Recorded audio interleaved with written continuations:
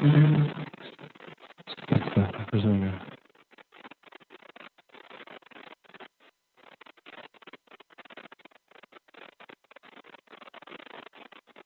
That's all right.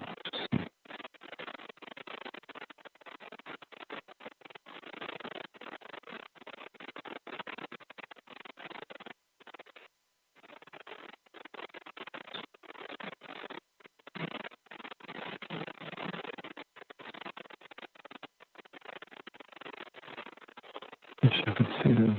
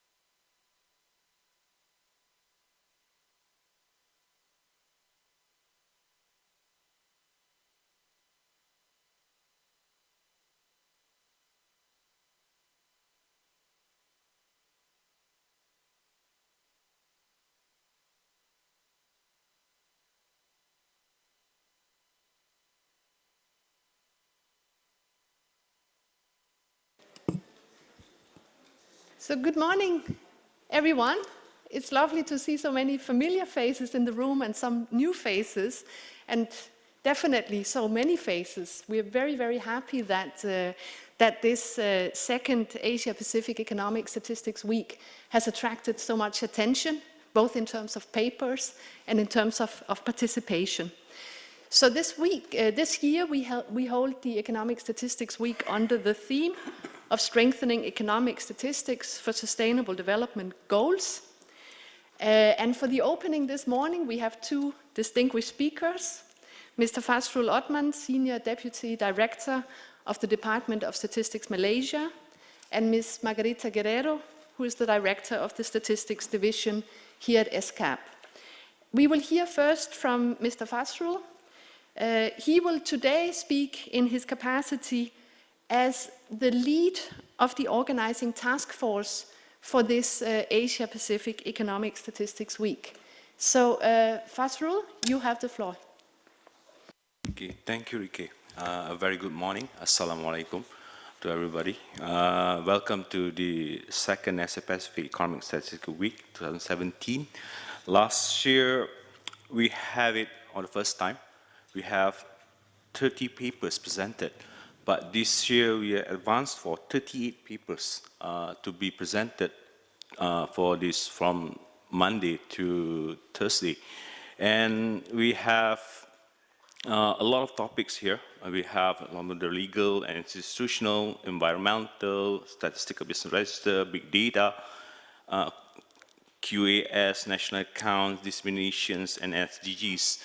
Before we proceed, we will go to the papers after this, but I'd like to thank very much for the UNCC for bringing us here. Thank you very much for the sponsors and to make it everybody come here in a good manner so that we can participate for the expert views and the practitioners so that we can enhance our knowledge and whatever things it is.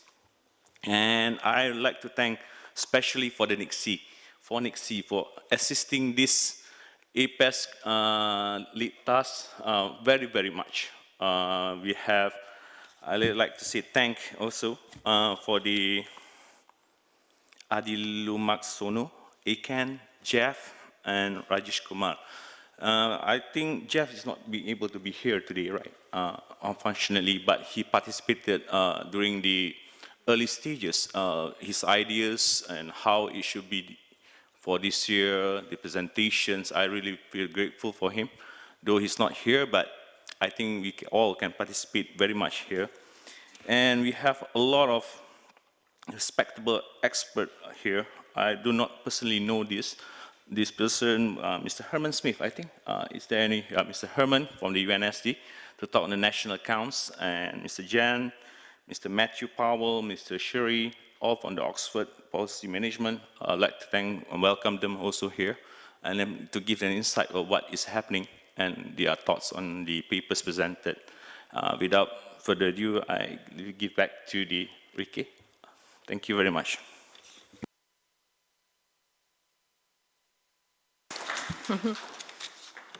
Thank you very much, Fazrul, and thank you to both you and the other members of the task force for contributing greatly to the substantive organization of Economic Statistics Week, in particular the seminar that will take place from now until noon on Thursday this week.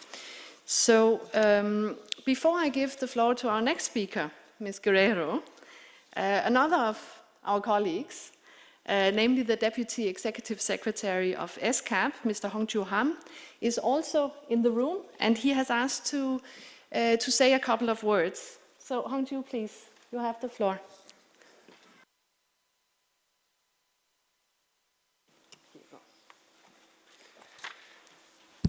Ladies and gentlemen, welcome to Bangkok and welcome to ESCAP. You are a very tight-knit group of NSOs, and this committee, more than any other, and I'm responsible for macroeconomics, trade, and transport, and others, but the statistics groups, the NSO, represent something that's like a family. You feel the camaraderie amongst yourself, and I'm very pleased to be here.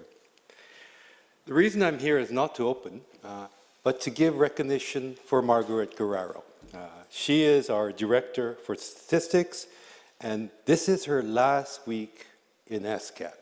This is her last week at the United Nations, and she has worked in ESCAP for over 15 years, on and off as a director of CEAP, as a director of our statistics department, and she has been a great and most valuable contributor to our statistics program. So I want you all to spend this week and give her a lot of love. She deserves it, and she really has been an instrumental person in our statistical program, and even the work that we're doing now on SDGs and all the capacity buildings and the discussions we have. The gathering today is very important, but it, for me, is doubly important because this is a week to say thank you to Margaret and to say farewell.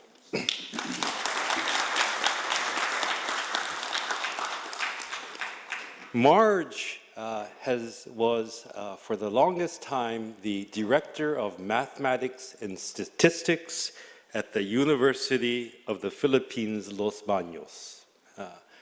I myself was a statistics student, a mathematics student as a graduate at Quran Institute of Mathematics at NYU. I never got my statistics degree. I became an economist because the math was a lot easier. I couldn't prove a thing. I found statistics to be extremely difficult as a student studying pure stats. In fact, as an economist, we do very elementary statistics, but to have a professor of statistics and mathematics here is really a great honor. It's something that I have great respect for because I personally couldn't achieve it, and yet here she is, a professor of math and statistics. Reminds me of that little show that I'm watching nowadays called Genius. So really, I'm very, very honored and very envious of the achievement that Margaret has made in her career. Since coming to ESCAP, since running our Statistical Institute for Asia Pacific in Chiba, I'm sure you have all met her, interacted with her, worked with her in these type of various committees, and really it's not just an intellectually appealing exercise. For me, Marge is personally a very, very good person to work with. It really, really is a hallmark to work with people you like. It is a rare thing at times, And that's why it gives me great pleasure to be working with Marge for the past year and a half that I was here in ESCAP. I will personally be very sorry to see her go. But I hope we don't say goodbye. I forget if it's au revoir, not adieu, or something like that.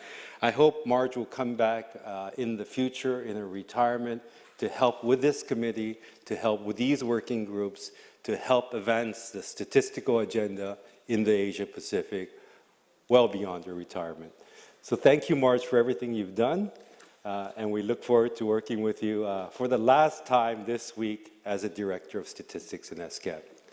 Thank you, everyone, for coming. This is a very, very important meeting. ESCAP places great importance to this. The results that derives out of this meeting will be used further to advance the SDG indicators, baseline data, and of course to have a common vision and platform for all the national statistics offices in the Asia-Pacific region. Once again, I welcome you to Bangkok, I welcome you to ESCAP, and I welcome you to the last week of Margaret Guerrero's stay in ESCAP. So please make sure you interact with her and give her the love she deserves. Thank you very much.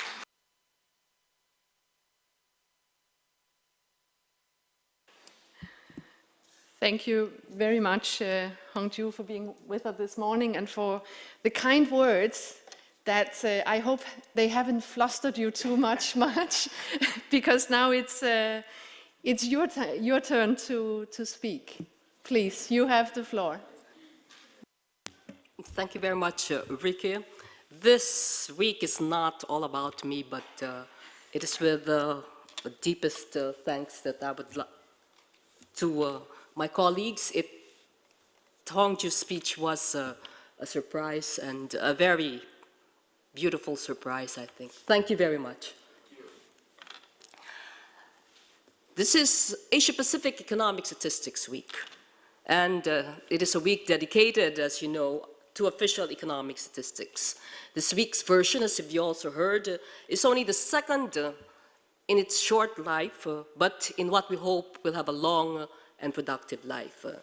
And indeed, in recent developments, one of which was the endorsement by your chief statisticians and, in fact, the endorsement by your countries at the highest level recently at the Commission, the collective vision and framework for action for advancing official statistics to support SDGs implementation. And the Asia-Pacific Economic Statistics Week is one of the mechanisms that ESCAP is going to utilize in order to take action so that indeed official statistics, and in particular economic statistics, will be able to meet the demands that have been put upon official statistical systems because of the Sustainable Development Goals. Most, if not all of us in the audience are engaged in economic statistics, representing various roles, leaders, managers, data specialists, production experts, methodologists, analysts, and capacity development builders. We have known, and we all agree on the importance of economic statistics, and our being here this week is our acknowledgement that we need to continue to inject new ideas and innovations into the infrastructure, adoption of new frameworks, better use of technologies, more effective dissemination, communication, and use of economic statistics. We have known the importance of economic statistics even before the SDGs, where economic statistics are required for almost half of the indicators in the global monitoring frameworks. And in fact, the reason the Asia-Pacific Economic Statistics Week exists is because almost six years ago, the Committee on Statistics, your countries, your leaders said that we do need a regional program that would tackle issues that would lead to the improvement of economic statistics. And so this week, the idea of this week was born, thanks in part to the very active support of DFID, and I would like to acknowledge the presence of one of our partners in terms of this program. This week is now going to be a regular forum where we share the work we do on improving, innovating, and identifying issues and problems and potential solutions. It's an exciting week. This time around, we will have about 40 papers that will be presented, and as Mr. Othman had mentioned, it's going to cover the breadth and depth of the issues that we face when we are working with improving economic statistics. Let me not restate those. Apart from this technical seminar, as you also know, we're looking forward to two major side events that highlight the kind of work that needs to be done in order to make sure that what we do will indeed lead to the outcomes, improving economic statistics, enhancing its use so that it goes into the mainstream of policy making.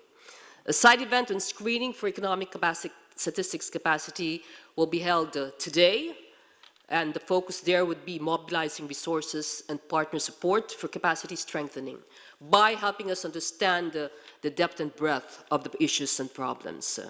We will also have another side event on economic loss from disasters. This will highlight the work that has been done with your colleagues who are working in this area, and with an expert group from the ministries in your countries who work with disaster risk reduction strategies. We are developing guidance to help countries respond to the growing demands for better statistics on disasters. So this is your chance to hear more about what this means and what is it that economic statistics and economic data contributes to the measurements, the challenging measurements for this framework. And then you would have the steering group, which actually provides guidance on the work that we're doing on improving economic statistics in the region. And for the agenda for that steering group, your managers and leaders will be discussing regional collaboration on statistics quality assurance, statistical business registers, and the regional capacity screening, how we are actually going to implement this. We are dealing with ideas, but at the same time, we are also dealing with deadlines that help us meet dreams. The long-term dreams that we have. For the regional program, that dream we had set as 2020. For SDGs, that dream we had set as 2030 as the time that we're going to achieve some of our goals. So this week, there is something for everyone, and everyone has something to contribute. On this note, let us start the exciting week that is before us, and with the outcomes very clearly set out in our minds. So Rike, now you have to start. Thank you very much.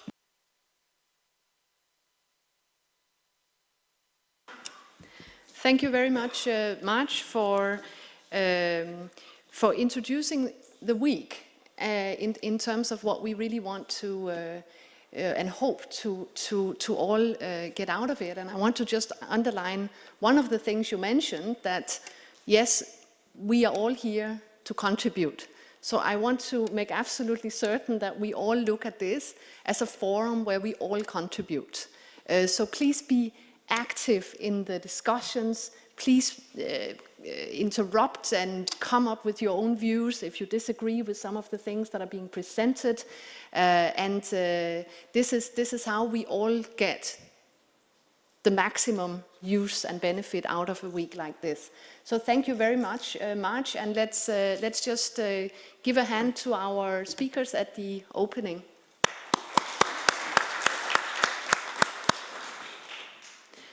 And without further ado, we will start with the first of our substantive sessions.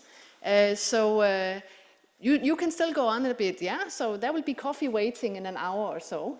And I am very pleased to introduce the session organizer of the first session, which is on legal and institutional frameworks The organizer is Mr. Jan Bukfulian, who is on his way to the rostrum. Jan is a very, very experienced statistician. He has many years of experience in Statistics Norway. He's been running and managing different areas within Statistics Norway. He has also extensive international experiences, both in Eurostat and in EFTA, and of specific relevance to the session this morning is Jan's experience in conducting global assessments of national statistical systems, including looking into the legal setting of statistical systems. And most recently, Jan is also one of the co-authors of the new generic law on official statistics that many of you have probably heard about or maybe even had a look at. So thank you very much, Jan, for organizing. Jan has a number of panelists, the authors that have contributed papers, and I would like you to take your seat on the rostrum. This is Rishi Sigdel from the Central Bureau of Statistics, Nepal. Mahesh Pradhan, Central Bureau of Statistics, Nepal as well. Shafa Rosea and Yudi Sanjaya from Statistics Indonesia. Eni Listari Singh from Statistics Indonesia. And then we also have a panelist connected from Geneva. This is Steve McFeely from UNCTAD. I just want to check, Steve, are you there?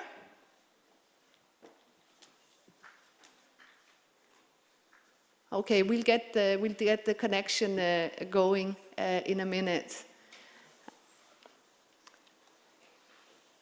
We are still waiting for two panelists. Are you on your way? Please.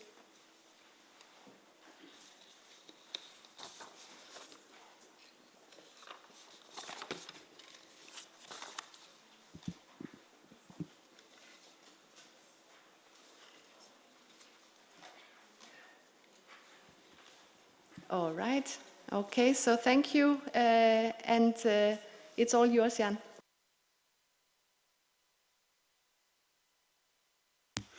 Thank you very much. Of course, I feel a bit like a strange bird. Actually, that's part of my second name in Norwegian. But in this context, I don't think I've seen any of you except from Brikke before.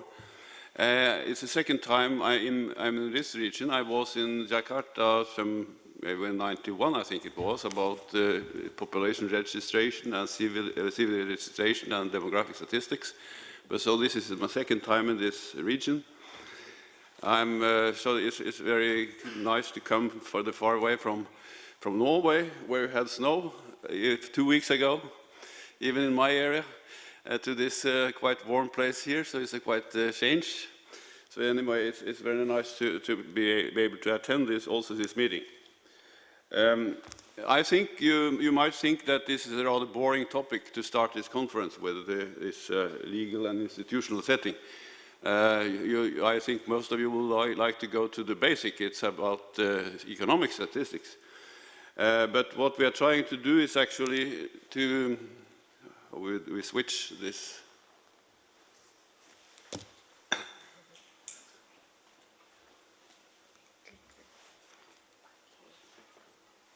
There, okay. So what we will try to do is to try to explain why it's important with the legal institutional environment.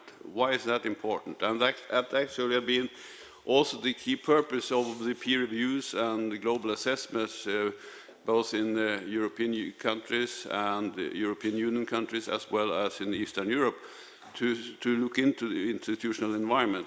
Because without that environment, you can be in big trouble. We can just remind them of the Greek problem and other problems. So it's necessary. We just will come back to that. We will underline that through the presentations. That's important to build a solid and sustainable legal framework and institutional framework as well, because it's very linked together. So I think the contributions will provide quite good input on that issue, and we'll come back to that. And please be sure to note your remarks and questions so we can have a discussion at the end of this first session. There are altogether 5 presentations. I hope also the last one from maybe will be attending by electronic means, but anyway, we have two from Nepal, National Accounts and Statistical Policy in Nepal, and also strengthening statistical infrastructure for economic statistics in Nepal, and 2 from Indonesia about the BPS standard classification and about the legal setting for the development of what is called an interagency sectoral statistics database. And the last one from statistical capacity building for sustainable development. These are the contributions today. And I think we can just start with the contributions already, so I give the floor to, this is always a problem with the names. My name is also not spelled correctly here, so the first name is Jan, is okay, that's fine. But the second one is a difficult one. So I stick to the first one, same with some of your names, so I give the name to Rishi. Thank you. Lord. Thank you, Jen. Good morning, all of you, and welcome to my presentation on behalf of Nepal. First of all, I would like to thank UNCC for providing this opportunity. And let me present in brief, because time is limited.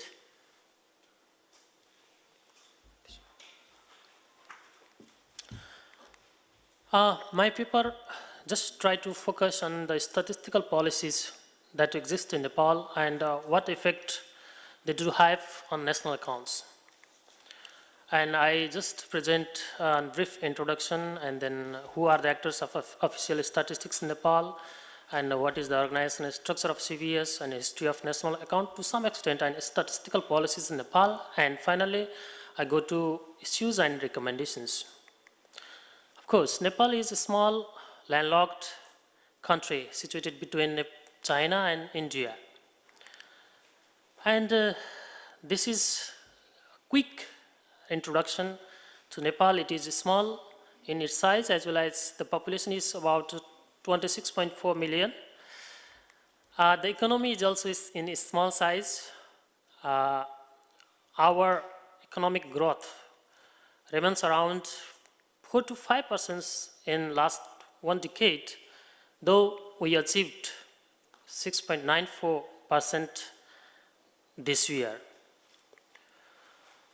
And Central Bureau of Statistics is the major custodian for official statistics in Nepal, and other ministries and other organizations are also responsible for official statistics, which are presented in this slide. And this is the organizational structure of NSO in Nepal, and just I focus on the national account sections. National account statistics are compiled by these sections where only 7 statisticians are working. So we just realize this is a small section to accomplish the entire economic statistics in Nepal. This is a brief history of national accounts in Nepal, which is started in 1961-62, and since 1964-65, the national account compilations has come in regular basis, and till today we have accomplished 3 analytical revising and 1 mechanical revising, and we are planning to revise our national account estimates for 2010 and 11, which is proposed, though it is already prolonged. And we have 2 supply news tables. One is not published yet. Our compilation approach is based on production approach, and to some extent we exercise an expenditure as well as income approach. And we are a little bit weak in sequence of accounts. We just have production accounts currently. So we have a lot of policies For example, Constitution of Nepal, Statistical Act, it is too old, which lacks to address the contemporary issues. And similarly, other acts are presented, other policies are given in the slides. And I try to see what effects these policies brings in national accounts. The Constitution of Nepal help us to strengthen national accounts, which is in process. Similarly, Statistical Act, of course, the estimation has been started by the virtue of this act, and local self-government provides the authority to the local bodies to collect statistics in various fields, though it is revealed now, and the new local self-government act is in process. Similarly, we have Nepal Rashtra Bank Act and other periodic plans. Periodic plans also guides us to conduct various surveys which are helpful in economic statistics of Nepal. CNSP, one of the most important documents that we have in 2000, though it could not be achieved according to its goal, but still the recommendations made by CNSP is relevant to us. Similarly, we are drafting NSDS, but still it is to be published. And we are following System of National Accounts 1993, and we are planning to migrate to 2008 System of National Accounts. We are following the principles of official statistics and MDGs as well as SDGs. The indicators of SDGs are also being prepared. Though we have a lot of policies, but we actually do not have the strong statistical policies that lacks our national statistics various points. For example, limited to current accounts only, quarterly estimates are not released in time, changing the base period is not regular. As I have already mentioned that it is already prolonged, it is being late. Sufficient reflectors are not available. Administrative records of various institutions could not be strengthened. Necessary surveys are not regular. Data dissemination policy is not clear. Insufficient human resource working in national accounts. I already mentioned that we only 7 statisticians are working in national account sections. We hope a separate division, but still we have to do a lot. And we coordination among the stakeholders. National account sections not strengthened and delaying in implementing the recommendations of SNA 2008. And there may be some quality issues as well.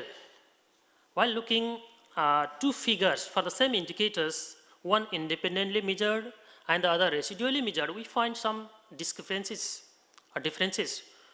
And we realize that there may be some reasons and we need to review on our estimates. So, I finally make 2 recommendations. The first one is just to prepare the national strategy for development of national accounts in Nepal. And to implement this policy document, we need strong legal framework, that is, amend the Statistical Act to implement the policies. And I hope this is possible with the collaboration and coordination of national as well as international communities. So I hope we'll be together, we'll work together. So I'd like to thank you all. Thank you very much. Thank you.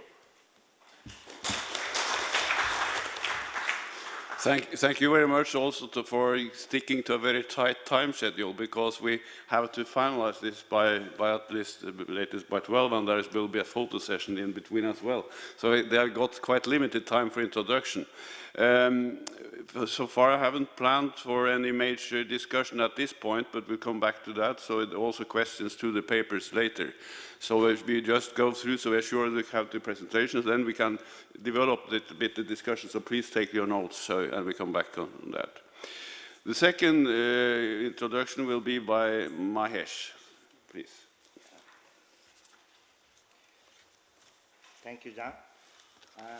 Namaste and good morning, all of you, and thank you very much for the ESCAP for giving opportunity to contribute the some experiences from the our country Nepal about the statistical infrastructures on economic, especially economic statistics. And basically, my presentation will focus on the existing statistical infrastructures and current practices, what we have initiations like economic census and business register system in the country, and the lessons learned and its challenges and prospects. And I will try my best to be briefed in my presentations. And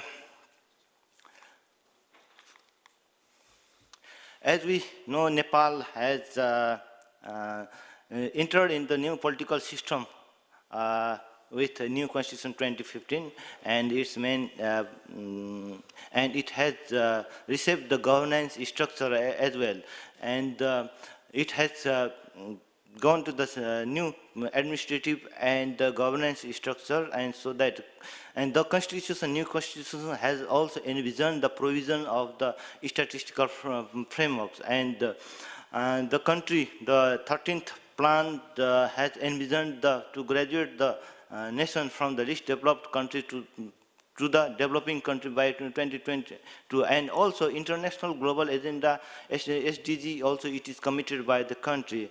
And for this, to achieve these things, actually it needs a strong statistical infrastructure, more specifically for the to gain the economic statistics. We have realized to have the strong economic statistical infrastructure, so that we have initiated some base economic statistical works.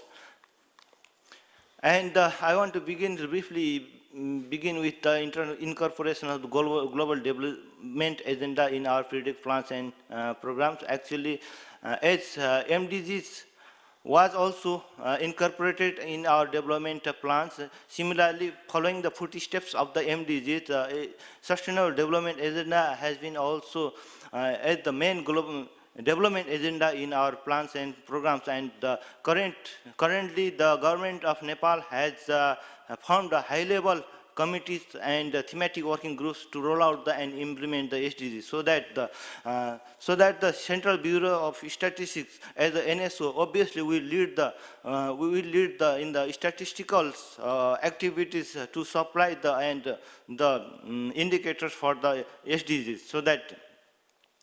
And the 14th, just recently, the 14th periodic plan has also been formulated, and it is mainly based on the SDG, and it has also considered some enhancement of the statistical development of country by mentioning some of the 12th population census and first national economic census and some major surveys.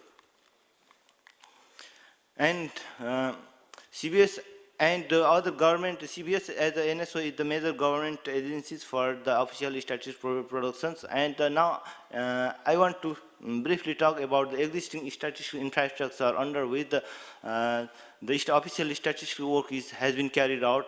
Actually, there is the linkage of the production of quality statistics and the strength of the country's statistical infrastructure, so that there are some of the infrastructure like the legal framework. For example, the RICC also mentioned about the Statistics Act. Statistics Act, it is very old. It remains not in statics, not dynamics. Now it is. Although there is the Statistics Act and the statistical regulations and the contemporaries of degrees and design are formulated while doing the large statistical operations like population census and agriculture census. And Constitution of Nepal 2015 is also one of the major legal frames to start with the statistical work in the new political scenario, so that the statistical policy, actually the National Statistical Master Plan does not exist still in Nepal. However, some of the statistical development plans are spelled out in the different periodic plans of the countries. Although the CBS has started with the assistance of the ADB, had formulated the Consolidated National Statistical Plan in 2000, but it could not be realized for the implementation. Similarly, now National Strategy for the Development Statistics has been developed and it is undergoing for the endorsement through the National Planning Commission and via the proper higher channels. Hopefully it will be endorsed by the cabinet. And for the organizational infrastructure, CBS has its statistical offices. Statistical offices in the 33 districts is only the government institutional unit. And statistical human resources.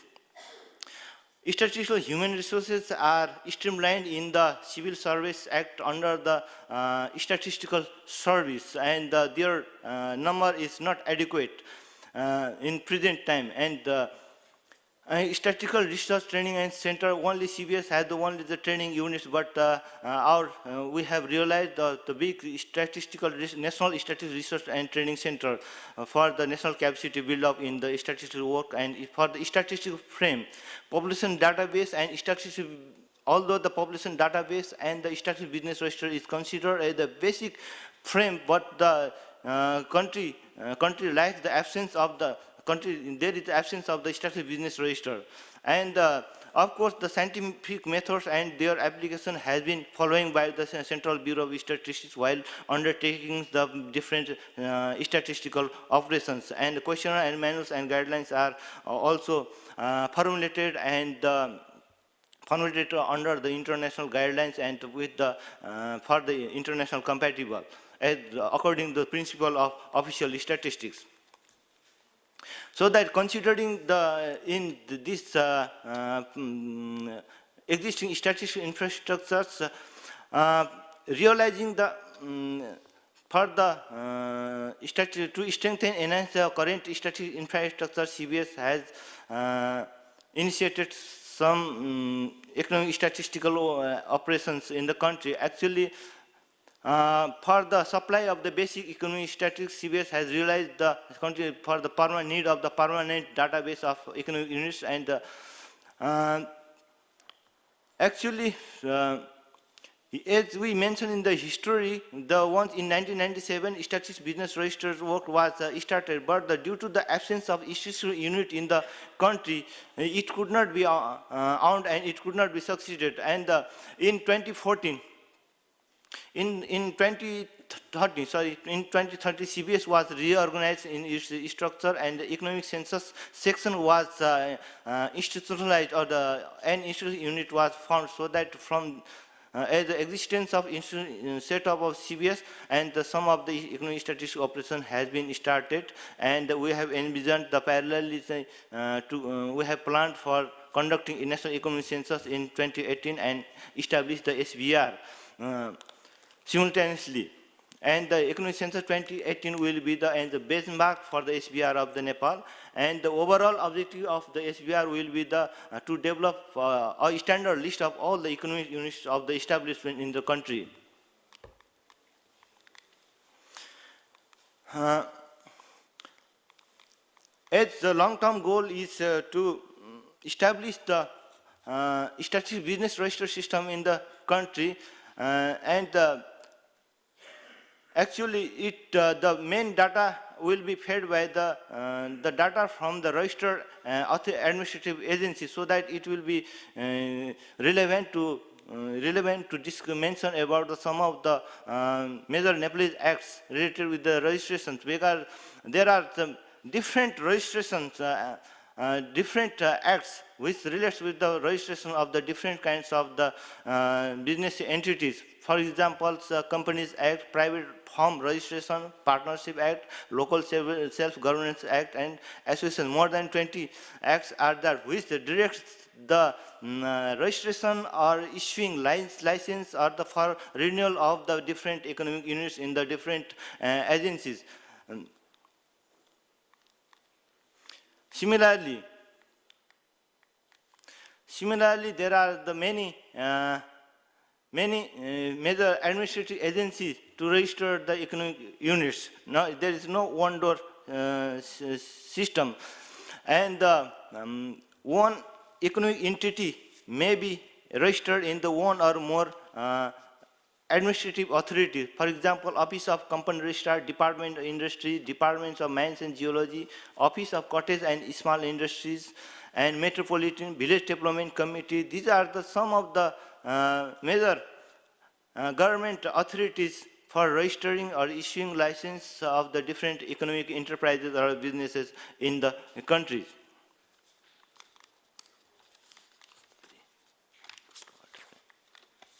It is not. Sorry. Maybe up, maybe. Yeah. Okay, it's okay. Now, also, sorry. No. No. Oh, sorry. Back to his presentation. Not finished it. Yeah. Yeah, difficult in switching. Yeah. Let's, Now I want to briefly some mention at the status of the administration registration of the business units in the Nepal, and actually it will also be relevant to mention the current status of administration registered business in some of different authorities. Actually, some of the administrative registration agencies like the Company Registrar Office and the Department of Inland Revenue Office, actual tax office, has undergone the digital database for the online registration system, and they have renounced online registration system, and the business entities might register their businesses or report their audit reports through the online. However, there are still many economic units are still outside of the formal sector. For example, population census of Nepal 2011 shows that about 756,000 households engaged in the small-scale industry, not registered and not employed other than the agriculture industry. So that there is a challenge of the formalizing in the formal registration to streamline these entities. And the record of Department of Industry shows that about 6,500 about the big industries are registered till now, and Department of Cottage and Small Industries show that about 255,000 business industries are registered, and company registered shows 166,000 companies are registered, and only about 2,000 are deregistered. The statistics show, their statistics show, and Department of Inland Revenue Office shows about 840 enterprises has taken the business PAN. PAN means permanent account number, and actually these statistics show that there is the possibilities of the integration of this database for the developing the statistical bureau, business register for in the future to strengthen the economic statistical infrastructure. And as a pilot work, CBS had conducted the after institution set up the SBR survey in some of the districts, and the basic methodology was the first to collect the list from the administrative office with authority office which registered the economic entities, and after having collecting the list from those administrative office and to collect the detailed information from those locations. But in reality, while employing these methods in the field, this concept could not be realized because it was very difficult to employ these methods, so that the methods were modified later, and the registered as well as unregistered economic units were covered during the field survey.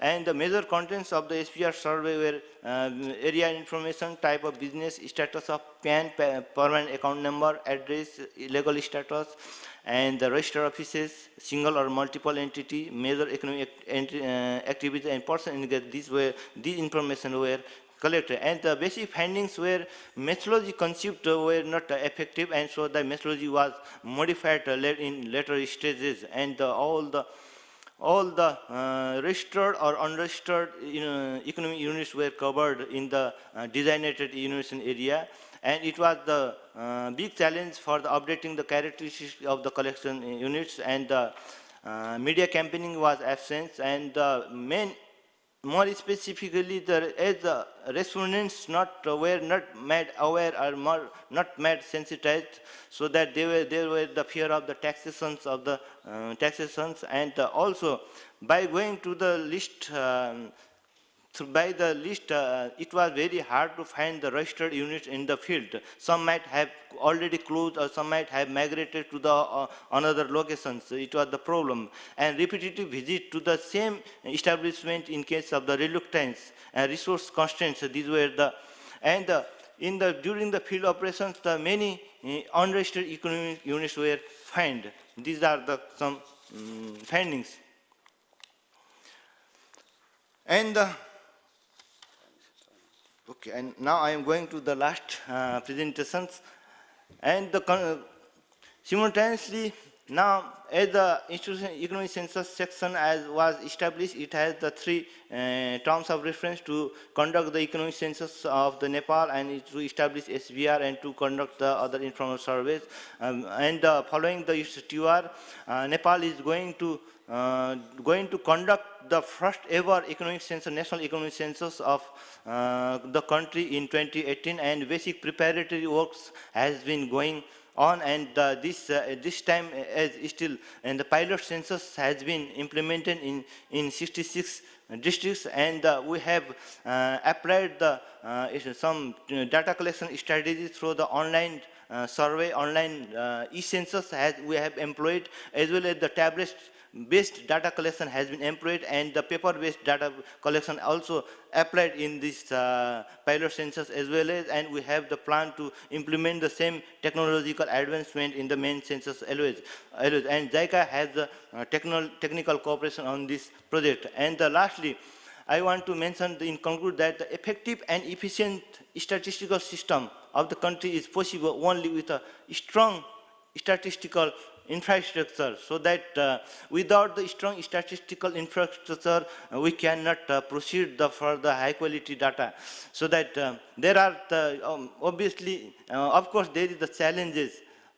Challenges are for upgrading the status of the national statistical organizations, and the realization of the ownership of statistical system among the all stakeholders, and the endorsing national statistical development plan, and establishing the coordination mechanism within the legal framework, and ensuring the trust of respondent community towards statistics. And also there is the prospects to start to strengthen the economic statistics. For example, there is the envisioning of the statistics in new constitution, so that it has opened the door to start with the for some statistical development work. And the National Economic Census 2018 is a hope for establishing the base of economic statistics, and some international agencies has support like ESCAP, and JICA has support for strengthening our economic statistics, so that we hope that SBR system in Nepal will gradually be enhanced in the future, and international support will further enhance the statistical infrastructure of the country. It is my end of the presentation, and thank you for your attention. Thank you very much. Thank you very much also for illustrating a rather complex and challenging situation regarding the legal and institutional frameworks. We'll come back to that afterwards. We jump directly to the next presentation. That will be by Shafa, please. This one.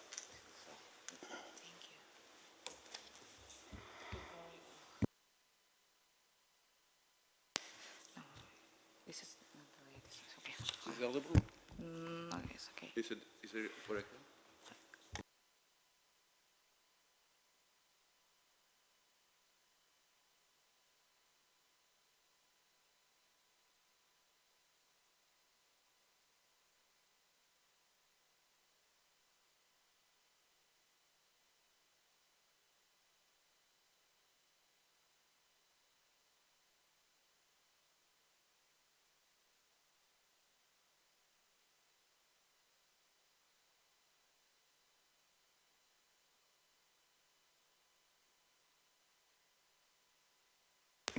There's been some discussion about the length of the presentation, so there were some revisions of presentation, that's why.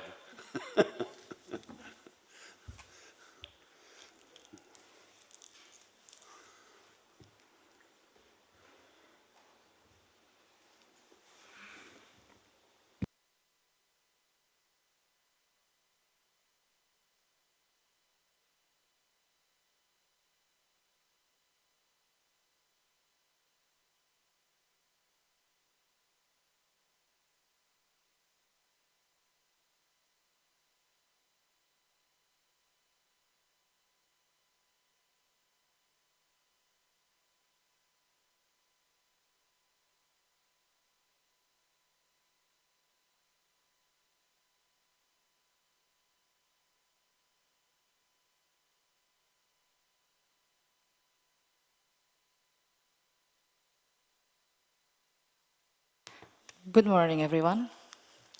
I am Safa. I'm from Directorate of Census and Survey Methodology Development from BPS Statistics Indonesia. Today, I would like to talk about standardized classification as an implementation of legal framework national statistics system for economic statistic production in Indonesia. As we know, to provide good quality data, all data participants, starting from data producer to data consumer, has to take part in national statistics system.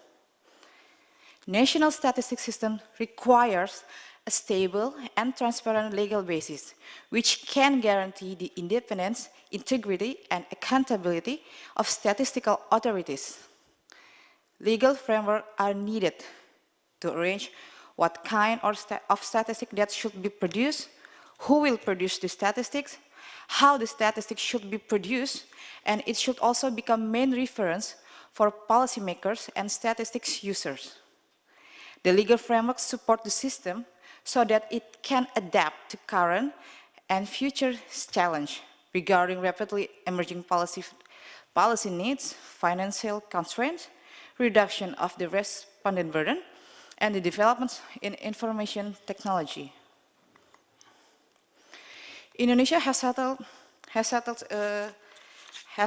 its legal framework in Indonesia Statistical Law number 16, which was issued in 1997.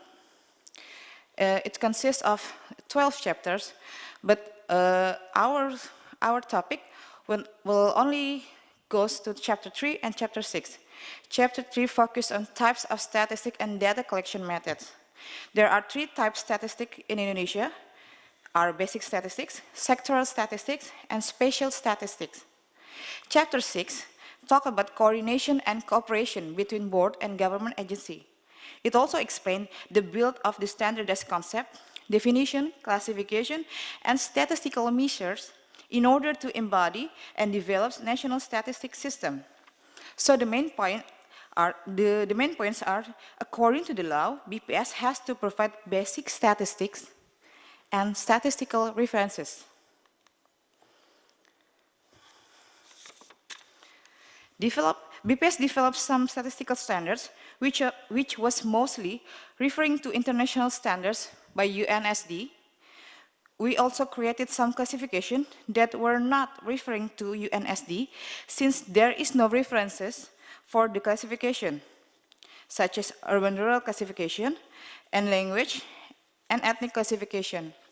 We developed classification of occupation, classification of economic activity, and classification of commodity.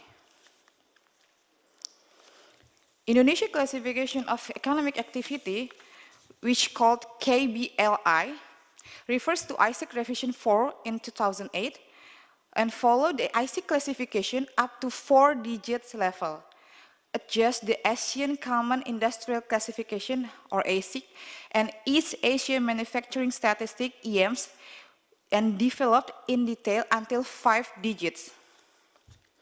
The benefit of statistical classification, as we know, it can provide a comprehensive framework in which the economic statistical data can be collected and presented in a format designed for the purpose of analysis, decision-making, and policy planning.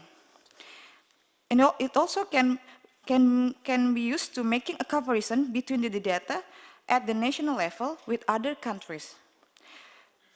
It can provide a system of classification of economic activities that can be used to study the behavior of economic unit.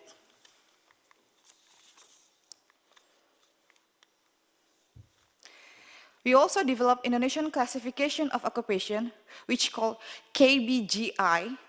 It covers formal and informal sector.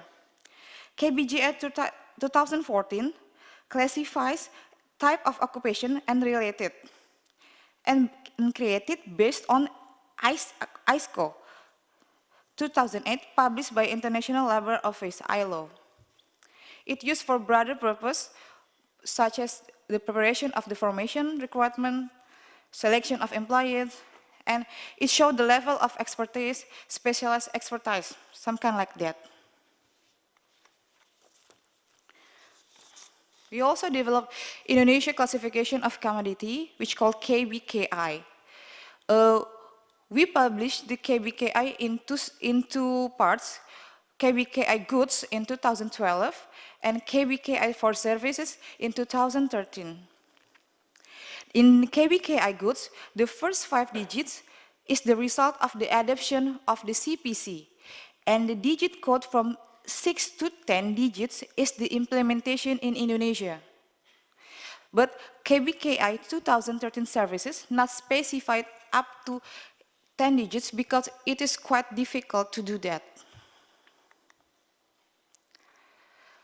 We also have to harmonizing the classification.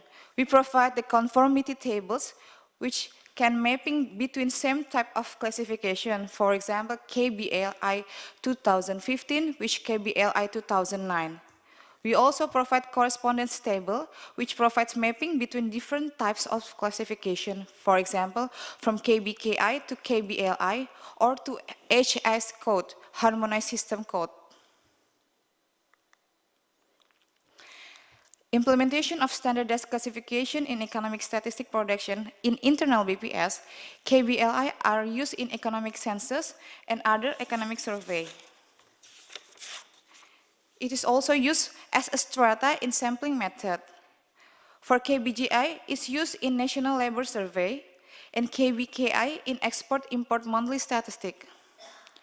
As for external BPS, KBLI are used as a qualification aspect in negative investment list or called DNI. DNI is provided by Investment Coordinating Board. KBLI are required in certificate of company registration and business license.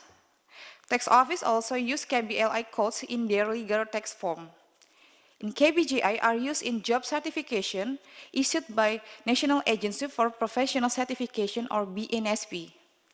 The development of sector standard classification according to field of authority such as the Ministry of Marine Affairs and Fisheries, Ministry of Tourism, Coordinating Ministry for Maritime Affairs, and Creative Economic Agency. Difficulties to overcome. Assigning KBLI codes is difficult and high-risk human error. We have provided many socialization, and we have provided a forum to help people to assigning KBLI codes. And another difficulties are the significant response from other government agencies only just wait since 2009. You see, we have issued the law in 1997, but the awareness just began only in 2009. It took very long time to make them realize the importance of the classification. Many government agencies were implementing the classification without informed BPS in the first place. BPS have two functions as a custodian and as a developer. We provide the classification, but they have to tell us if they want to use the classification so that we can reduce the human error. And BPS still has a responsibility to develop another standard classification, such as gender classification, age classification, and many more. For the conclusion, to strengthen the national statistics systems, a solid framework should be built and maintained. Maintain is the very difficult word to do. BPS currently publish several standard classifications that are referred to international standards. These standards are implementation of statistical law as our statistical legal framework. Cooperation and collaboration between BPS and other government agencies should be conducted in terms of standard classification used through knowledge sharing among agencies or assistance in policy formulation. Thank you all. You can visit our website www.bps.go.id. Thank you. Thank you also for illustrating this rather hard task to sort of coordinate classifications, implement classification even across other agencies. This is an important task, but it requires also a good legal framework. But we have to proceed, so please, Annie.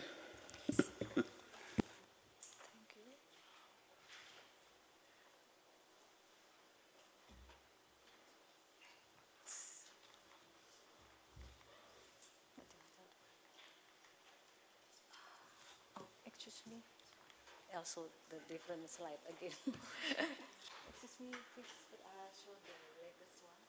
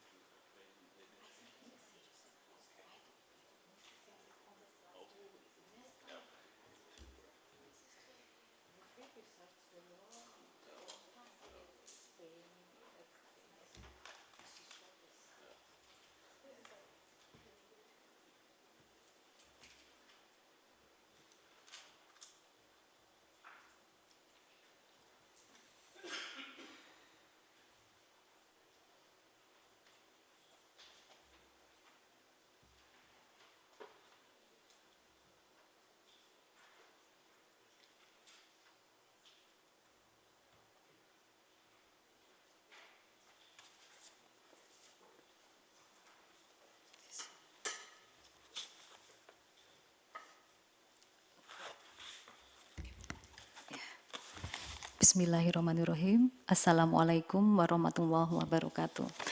Good morning, everyone. Thank you very much for giving us the opportunity to present our paper with the title is Legal Setting for the Development of Interagency Sectoral Statistic Database, or ISSD. In this case, we wrote this paper with three of us, me, and my name is Annie Lestariningsi, and two other colleagues is there, Carmila Maharani and also Gusnisa Siswayu. We are from BPS Statistik Indonesia. Yes. This time we would talk our paper actually basically about statistical integration. We will present into three sessions, our major points, and then the issues and the findings and contribution.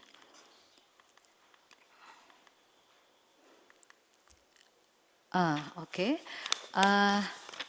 Ladies and gentlemen, actually, as we know together, the needs towards a strong national statistical system is vital to the national economy and development. And the other side, we also notice the increasing integration of many economic activities has intensified demand for a wide range of economic. And also we realized the data in economic activity sometimes could not stand independently, and they are linked and connected to other data in the economy. That also, they may also need other relevant data and administrative data to support the data provision. Therefore, this situation comes to us to do the paper about data integration and what is the kind of legal setting to set up for the data integration. The data integration must be built to encourage and accommodate the demand of complex economic activities. And the demand to the data integration need legal settings, although usually already put in the statistic law, but however, we don't yet find the legal setting that related for the interagency compilation of economic statistic data. And how about our major point in our research here? Yes, we know sectoral statistics are broad in scope and are produced by many different government agencies in a country. Sometimes they are not consistent, even similar data, but inconsistent. That's why we need data integration. And we realize up to now, the data is only available in single database in each ministries or agency. Therefore, this situation come to us to do the research and have the idea about how to establish the interagency sectoral database by mixing official statistics and administrative data in one system. And this situation actually come to us to has question how to develop legal setting as the umbrella act for the development of statistical integration among agencies and ministries. And also, we want to get the specific regulation in terms of cooperation agreement. Is there a system of cooperation agreement between the NSO and other partners related to the law on official statistics? Here, then, we come to our finding from our research. We know and we notice that a legal institutional framework for official statistics is very important to develop well and efficient coordinated system of official statistics. Good infrastructure statistics is important, especially in terms of data integration. And therefore, we need legal setting to produce of database covering integrated two or more sectoral statistics. In this case, we call Interagency Sectoral Statistic Database, or ISSD. This also, we believe, this ISSD will be important for evidence-based decision-making and also for mutual knowledge, and also to support the provision of SDGs indicator. Therefore, we contribute here in our paper, we would like to design the interagency database that will be developed and maintained by BPS Statistik Indonesia. We call ISSD. And what about the fundamental legislation here? The fundamental legislation to implement the ISSD is in the term of a joint letter of decision that we call Surat Keputusan Bersama in Bahasa Indonesia, and the abbreviation is SKB. SKB actually contains four main areas. That's about objective of the SKB, scope, role and responsibilities of each party, and the other issues. And also in the ISSD, we also consider about data quality management and also data confidentiality. Here, in this case, the quality management in the ISSD, we will consider about organization practices and quality principle.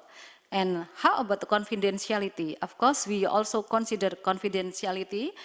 We will rule to keep confidential the individual data, and therefore we unable to present in the publication in the individual data.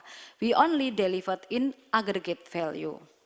And therefore, we will have foreseeable implementation here from the SKB. For instance, we will apply it for prepare digital creative economy. This digital creative economy come from the input data from 2 or 3 ministries. And for the doing statistical business process, here we also applied the principle of GSBPM, Generic Statistic Business Process Model. And here we can see together what about foreseeable our ISSD? Here, the diagram, we can see here, digital creative economy preparation, what is the condition before and what is the condition after.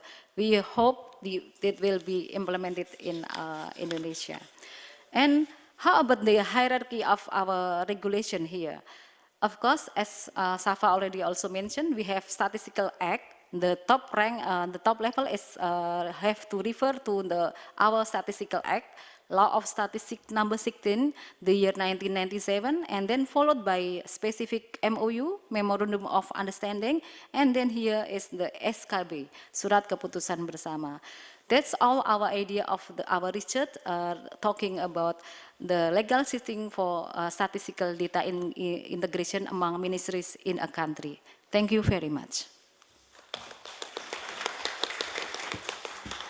Thank you also for this very condensed presentation of quite interesting and also challenging task. But now I'm rather curious. Steve, are you somewhere in the area?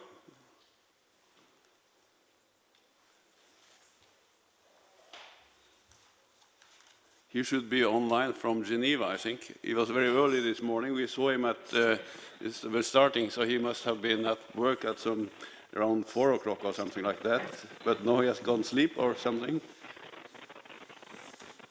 Hello, can you hear me? Yes, thank you.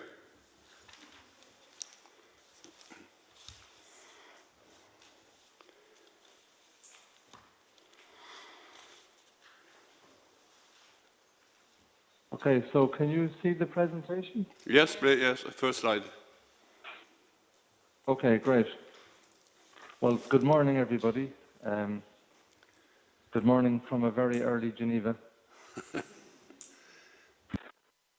So I've shortened my slides slightly. So what I want to talk about is balancing the needs of national statistical needs and sustainable development. So the talk and the paper is prompted by a number of questions. And basically that is, how do we help countries to develop flexible and responsive statistical systems that allow the SDG targets to be monitored, but also that is capable of measuring other national targets,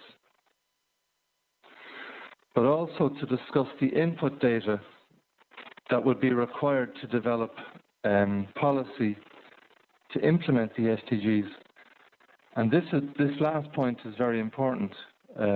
So far in the SDG discussions regarding data, the discussions have focused on the output data or the monitoring framework, but relatively little attention has been paid to the input data that you would need to formulate policy. So very quickly, at the heart of our paper is the idea that administrative data are assets. And if we accept that argument, if we accept that line of arguments, then we have to start treating those assets properly. And in particular, we have to give more thought to what we call data infrastructure, which I'll turn to now. So,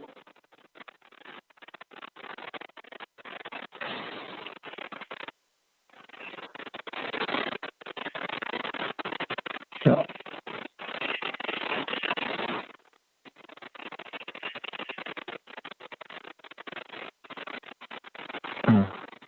Can you still hear me? It seems my screen isn't updating. We can still hear. It's a bit noise, but... Okay. Yeah, from what I can see in the picture, my slides aren't updating, just my audio. So I'm not sure why that is.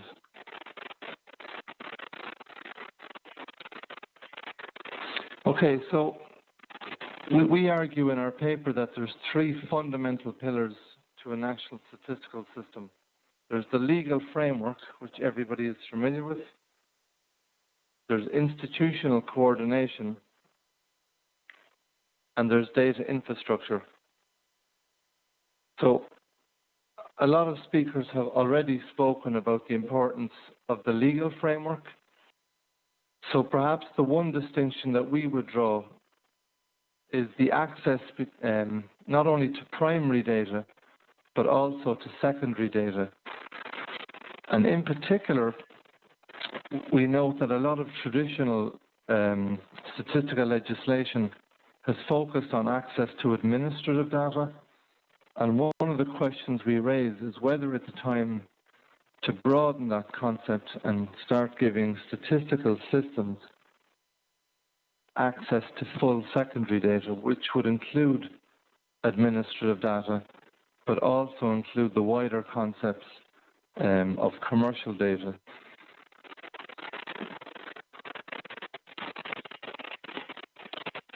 And then particularly important, the paper, we focus on data infrastructure, and this is back to what some of the speakers have already mentioned, where we're talking about the importance of registers.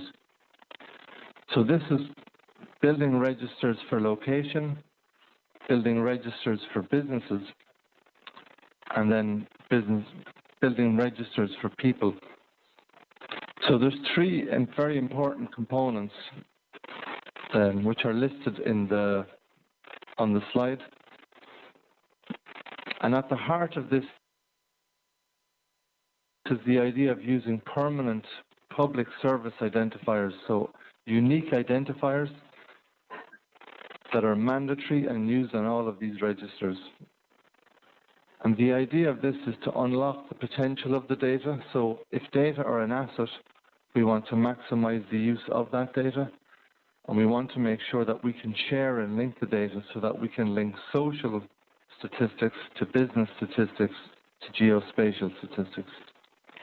And this is really about reusing and matching public sector information. And we argue that this is essential not only for modern statistics, but also to run a modern state in a data-driven world. Now, obviously, there's risks to such a system, and in the paper we highlight the risks of what we call data valence, and this is the risk of weaponized data. And obviously, there's a lot of power attached. If you can link data, if you know that much about the state, then you have to very much trust your government. But we point out that there's a paradox in today's society where people seem willing to post a lot of private information onto private websites, but they seem less willing to trust their governments. So obviously there's a question of culture that has to be dealt with here, and it's a question of trust. And it also means for each country they must weigh up the pros and cons of what we call the efficiency privacy spectrum, where if they want an efficient government, they must be willing to sacrifice or provide some information to the state. But if they value privacy above all, then they have to accept that there's a cost. And the state will lose some efficiency. So, in the end, we present a full view where we show how data infrastructure, how institutional coordination, and how legal frameworks all link together with their various components. And basically, we argue that this is the key not only to addressing a state's national priorities, but also this will be the key to addressing the data and information needs from the Sustainable Development Goals.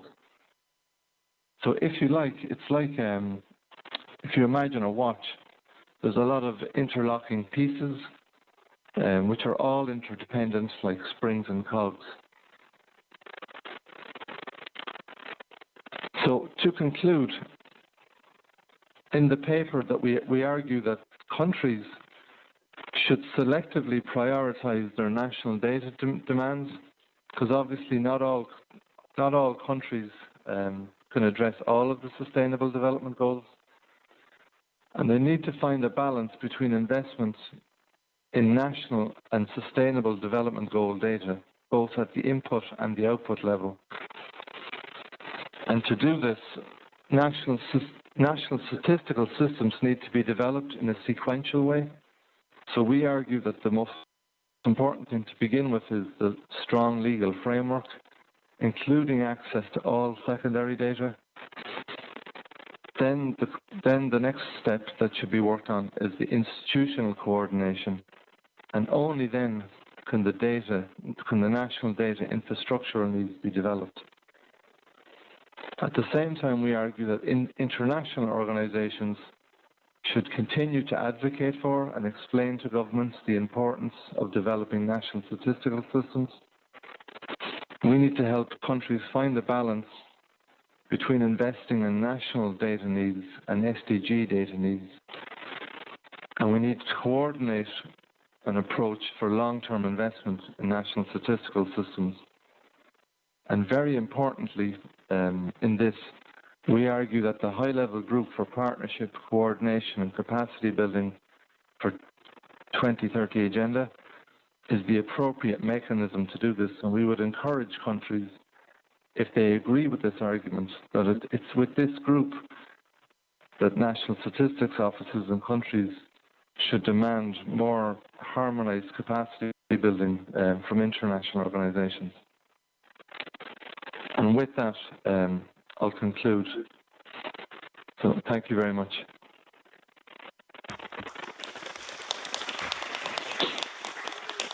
Thank you very much from still a quite early Geneva. I appreciate that this argument for a sustainable and stable statistical organization, also for producing sustainable development data or other types of data. I think I will try to do some starting of the summary or input from my side before we have a break.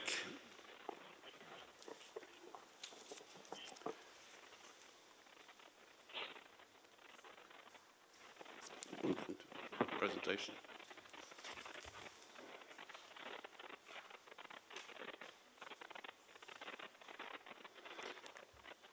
Well, we have had introduction. I will now make an introduction, and then we have a break, and afterwards we have some discussion and questions to the papers. The basis for my input is, as already mentioned, UN fundamental principles, European Statistics Code of Practice, generic law on official statistics, together with explanatory notes, as well as experience from several countries in how to implement these both fundamental principles and code of practice. Well, already we said it, a solid institutional methodological framework is necessary for building a national system of statistics. That's also illustrated by the papers by the UNCTAD, Nepal 1 and 2, all papers underline that. It also ensures strong institutional cooperation, which is illustrated by UNCTAD, by Nepal. Develop the infrastructure for integration of statistical data, UNCTAD in Indonesia too, and implement standard international concept, definition and classification. This is part of it. So, what are the main legal issues? The first point, what is official statistics? The borderline between administrative data and other statistics and administrative data, professional independence, impartiality, objectivity, exclusive use for statistical purposes, confidentiality, mechanisms and procedures for planning and coordination, principles, methods for tools, editing, quality control, and equal access, transparent dissemination. And when it comes to official statistics and the system of official statistics, this is many countries rather fuzzy, even in European countries in some cases. The borderline is not always clear.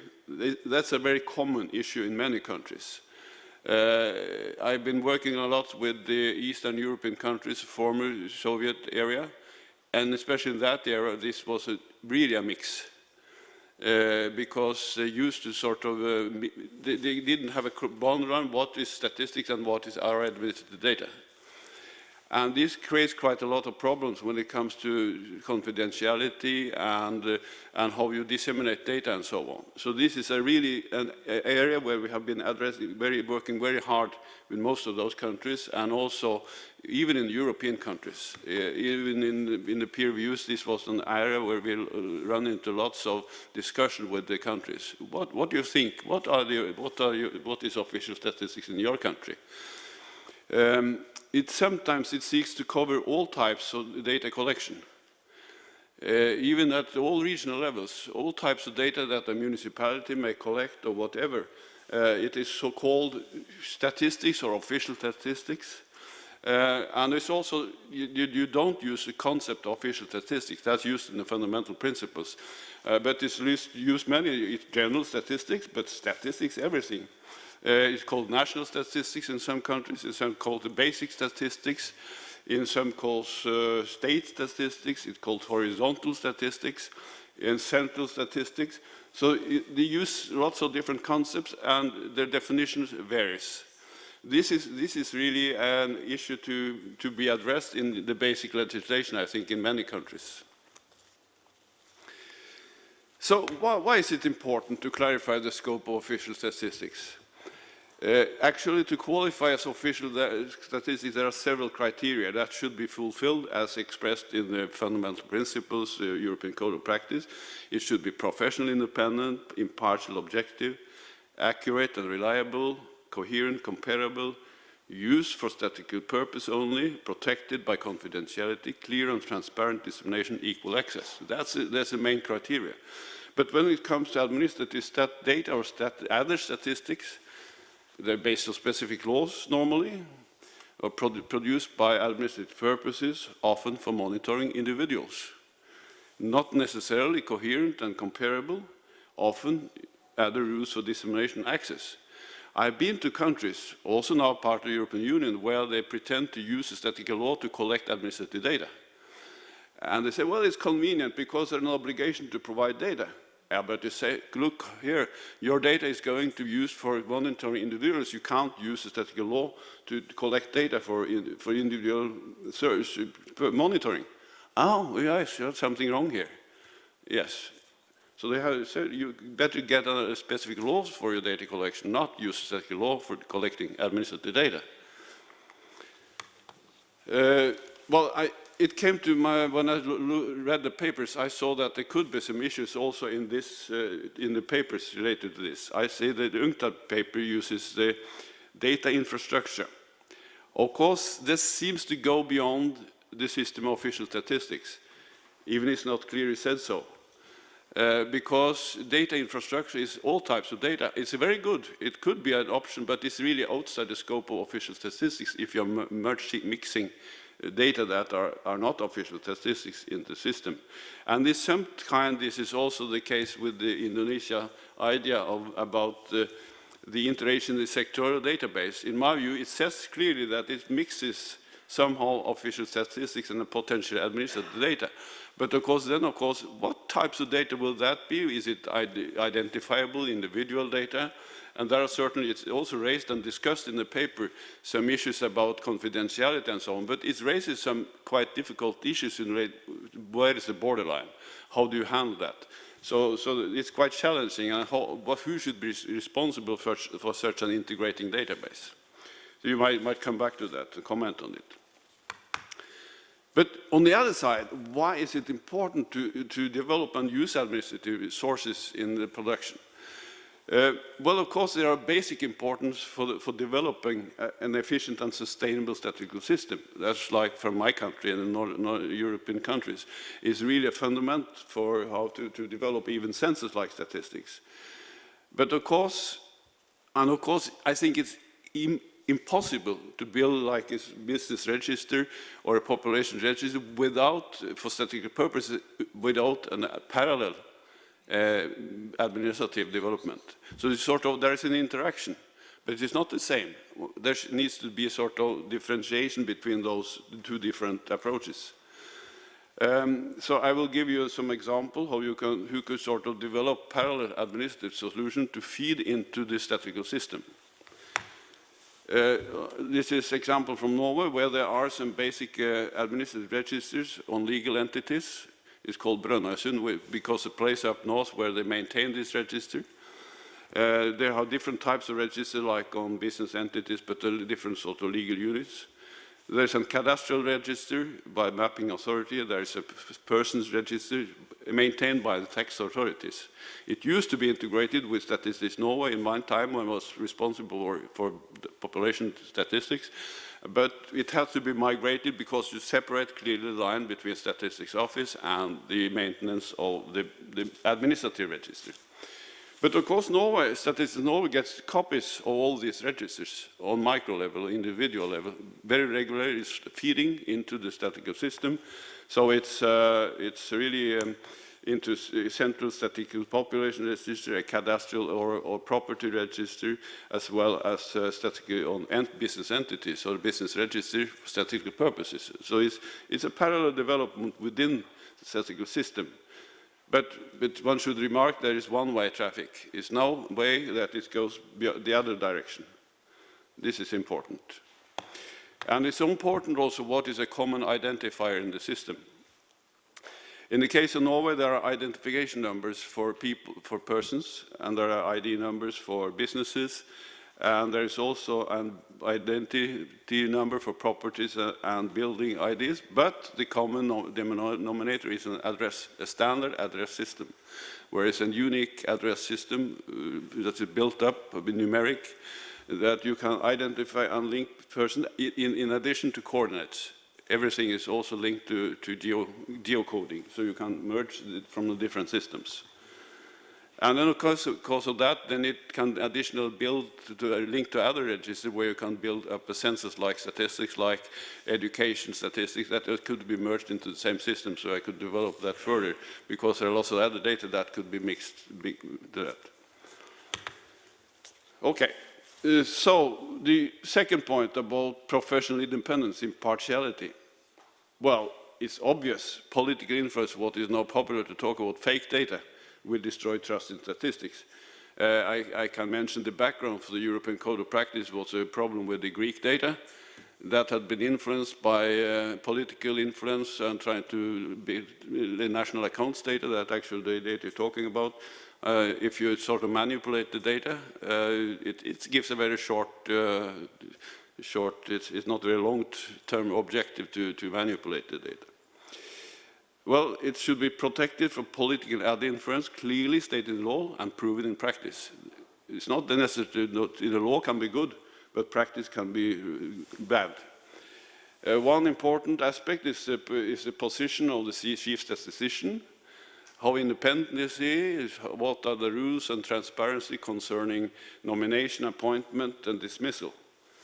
This is also a tricky area in many countries, also countries that are even part of the European Union, where there had happened that they have been dismissing Director General, chief statisticians for whatever political reason. Well, and there's a special problem with the production of statistics, or even official statistics within ministries.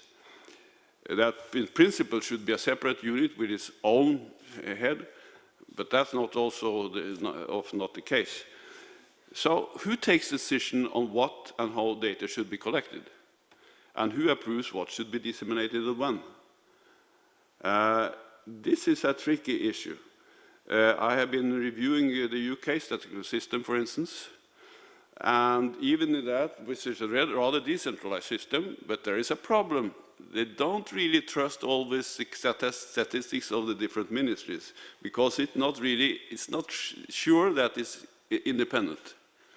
Because it's often influence on when to publish something, for instance. That could be important. They don't like these figures to be published. These are often the case. Confidentiality.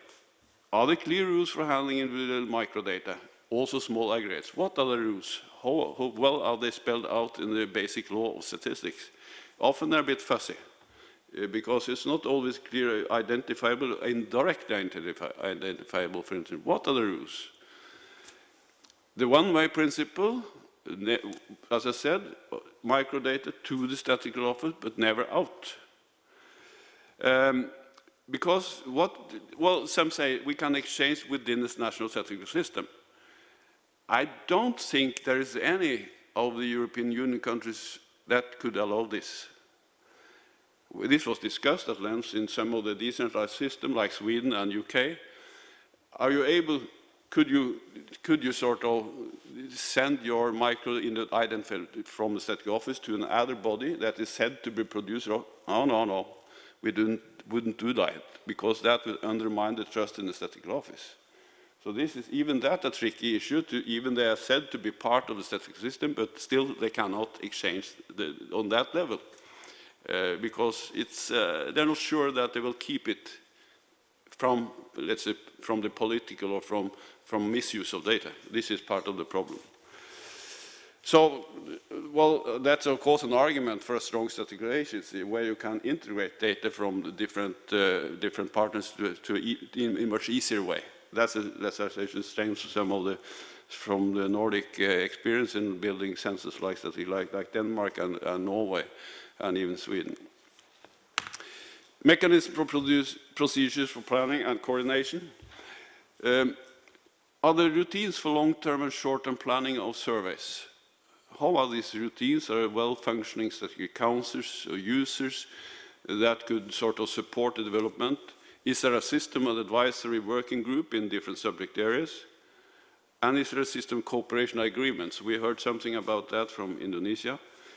Based on the law of official statistics, because I don't think it's easy to go beyond the law. It has to be sort of based in the main law, that there could be developed such cooperation, and they cannot go beyond what is regulated in the basic law. Quality management, I think that will come back to that and other sessions here as well. Well, once again, there are differences between statistical and administrative data collection. In statistical data collection, you can use statistical theory and methodology, allow estimation and handling on non-response. Whereas in administrative data, there are different problems related to quality. And this is again, if they sort of they don't have a clear mind whether it's statistical data or administrative data, there's always a discussion about how can we use statistical theory in that respect. And in general, there are quite different quality aspects related to administrative data than statistical data, actually. Last, I think, transparent dissemination. But that's really also a key point related to economic statistics. That is, has, let's say, market influence or whatever. Equal access, very important. And a very precise dissemination time, a release calendar where you can expect what to get. And this is a very critical area.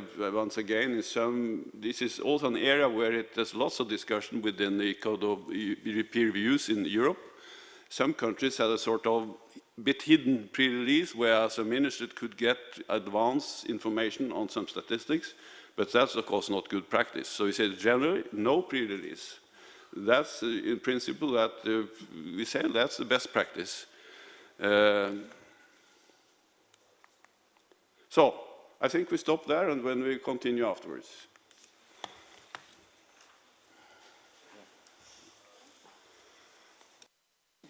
Thank you very much, Jan, and thanks to all the presenters so far. So we will now break for coffee, tea, as well as a group photo. And I would suggest that we are back here at 11:10. And my colleague Nixie will tell us how to go about the group photo and also make some other administrative announcements. Nixie, please. Okay. Thank you, Rike. Yes, just right after this one, we request everyone to go outside. Like you probably saw the stairs there. We will have a group picture taking right away. And also, while we are still talking about photos, you might have noticed like there's a big backdraft outside. So we request that if you intend to upload on social media, kindly use the hashtag APESW2017 or APESW2017. Okay, thank you. And then also, there is a YouTube link.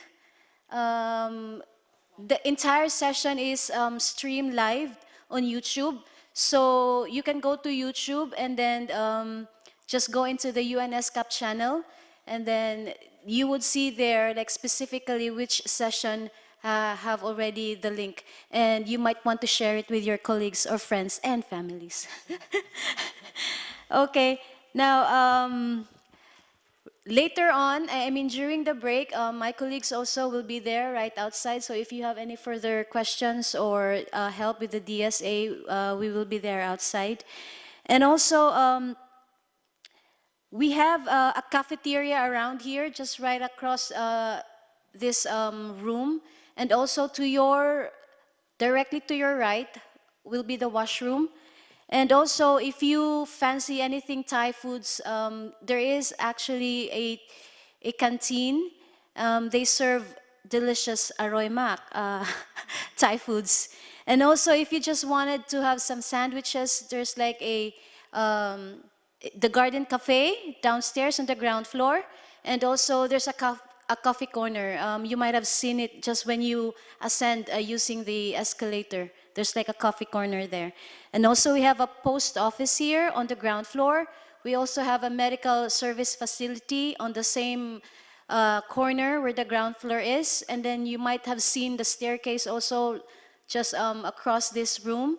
That's the closest access you can go for the post office and the medical service facility. We have 2 ATM machines on the ground floor as well, and also where the bank right is. The bank is, it's on this side, and there's like a small alley, and then just go straight.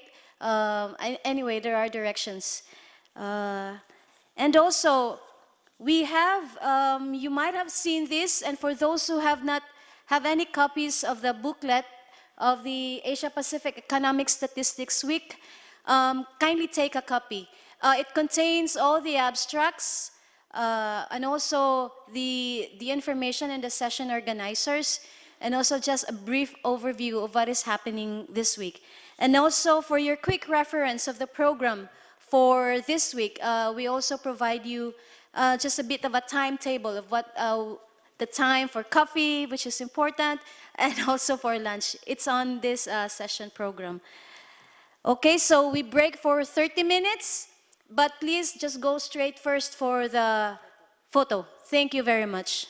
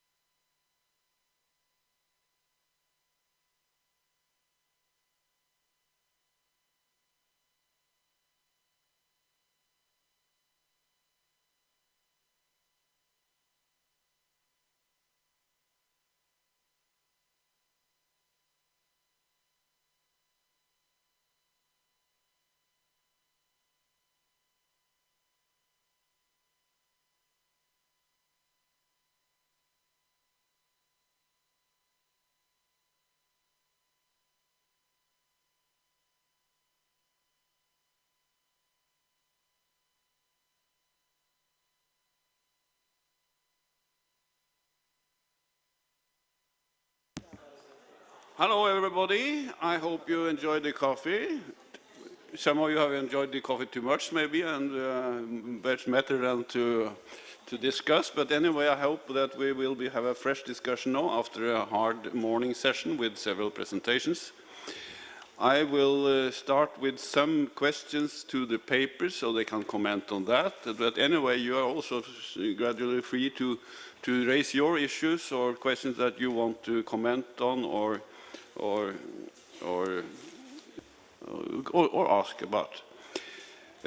Well, my first question is to the first paper from Nepal. What are the prospects for the more coordinated system with a stronger NSO? What are the key issues to be solved? Could you comment on that? Thank you, Jan. Nepal has centralized statistical system by law, but in practice, it is somewhat decentralized. And we have a National Statistical Council to coordinate among the stakeholders, but the mandate to this council is not recognized as within the legal framework. So we actually want to bring this council under the legal framework by amending the Statistical Act so that it can coordinate among national as well as international stakeholders. The basic issue is this, just to recognize the council under the legal framework. Thank you. Perhaps someone want to just comment on this issue about coordination. What are the best mechanisms in order to ensure proper coordination? Because I know in some countries this is a really big problem because the statistical office does not have the power. It is also to do with the status. Some ministries have a higher status. The statistical office doesn't have they don't think the statistical office has the power sort of to coordinate others. That's even in the European Union countries. Have you seen that? They say, well, we don't have the power to coordinate. And then you are in big trouble, actually. Who should then sort of verify what is official statistics or not? Anybody has an experience in that you can contribute? Coordination? Yes? Yeah, in India, what we have is that whatever our data requirements are, we give them a timeline. Like, for example, for releasing our quarterly estimates, we do require data for a specific time. Like, there has to be some timelines by which we require data from different ministries. Like, whether it is for the core sector, we do draw data from the Ministry of Petroleum and then Ministry of Agriculture. So they are actually, they work as a partners with us, like, especially to meet the SDGs timelines. So that way we do get the data within those timelines that are being specified by the Central Statistics Office. And we invite them for all our meetings. We do have a discussion, regular discussion with the partners, like, who share data with us, to inform them as to our data requirements. So that is how we get the data. Even for our quarterly estimates, we do get data from different ministries within the stipulated time. In fact, they upload their data on their websites as per our requirements, which we use for our estimate. Thank you for the input. Other experiences, other suggestions? Yes, please. Hi, my name is Aycan Ozek. I'm from the Central Bank of Turkey. Not only for the Nepal, but for the other presentations as well, I would like to make a remark and then give the example of Turkey. We have the legal basis for the statistics. I mean, there are statistical laws in all the countries. This is the big umbrella, let's say, for statistical framework. However, I think we need official statistical programs to be developed by the statistical offices. These programs, for example, could be for the future next 5 years programs or so. And to give the example of Turkey, what we have done, we had statistical law before, But after the establishment of the official statistical program, our statistics has improved and we enhanced their coverage also. How does it work? All the government agencies are described their responsibilities within the program, which institution is responsible from what kind of statistics, what is the timeliness, what is the periodicity, and what kind of cooperation or collaboration should be done with between the institutions. They are all determined by the statistical program. It is developed for the next 5 years, and it is proposed to the parliament. Then the parliament approves it. So it's kind of a legal act that all the public institutions should follow. Then the monitoring of the statistics about the development, about the standards and timeliness is also done by the statistical office. I think this could be a good example for other countries who would like to develop a statistical program. The bottom line is not just the statistical law is not adequate for our statistical framework to be complete. Thank you. Thank you. I think it's very good to point out that the program is a very good mechanism to ensure coordination in practice, because then you really can fix everything in there. So that's a very, very good point. Yes. Other points? Yes. Bismillahirrahmanirrahim. All the presentations were good and everything has been explained. But one thing which blinking in my mind, that whether legal framework existing of laws, passing the acts from Parliament, it's on one side, and the implementation issues are on the other side. We do have good laws, whether it is passed in 80s or 90s or in earlier or later, but we are not coming to the implementation side of that law, or just like Turkey representatives said, that we are not programming them in the field. Usually, the laws in one presentation, they said that we have established their statistical services as civil servant, right? In Nepal, is a core civil service. But some countries are trying to get them out of the the civil bureaucracy and take them as independent or autonomous. And some countries are going back to the civil service core structure. Whether the service, the human resource structure is good in this way or in that way. Both kind of services are influenced by the governments. So it's a matter of implementation and programmation, that how to program the work. As far as the coordination is concerned, this time in Pakistan we are conducting census of manufacturing industry. And it's very difficult to collect the establishment data in every country, of course. But this time, what we did, we involved the industries department, we involved the labor department, we also involved the urban development units and tasked them, the operational task, and made committees of them. And then the coordination is becoming stronger.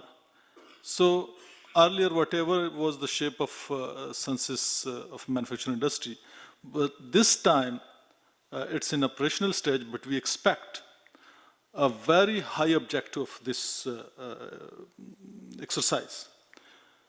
Of course, when we are talking interagency sectional statistics database, this is also an important point which Eni discussed. The interagency sectional statistics database, while holding the main frame in the database in the statistical office, would contribute a lot.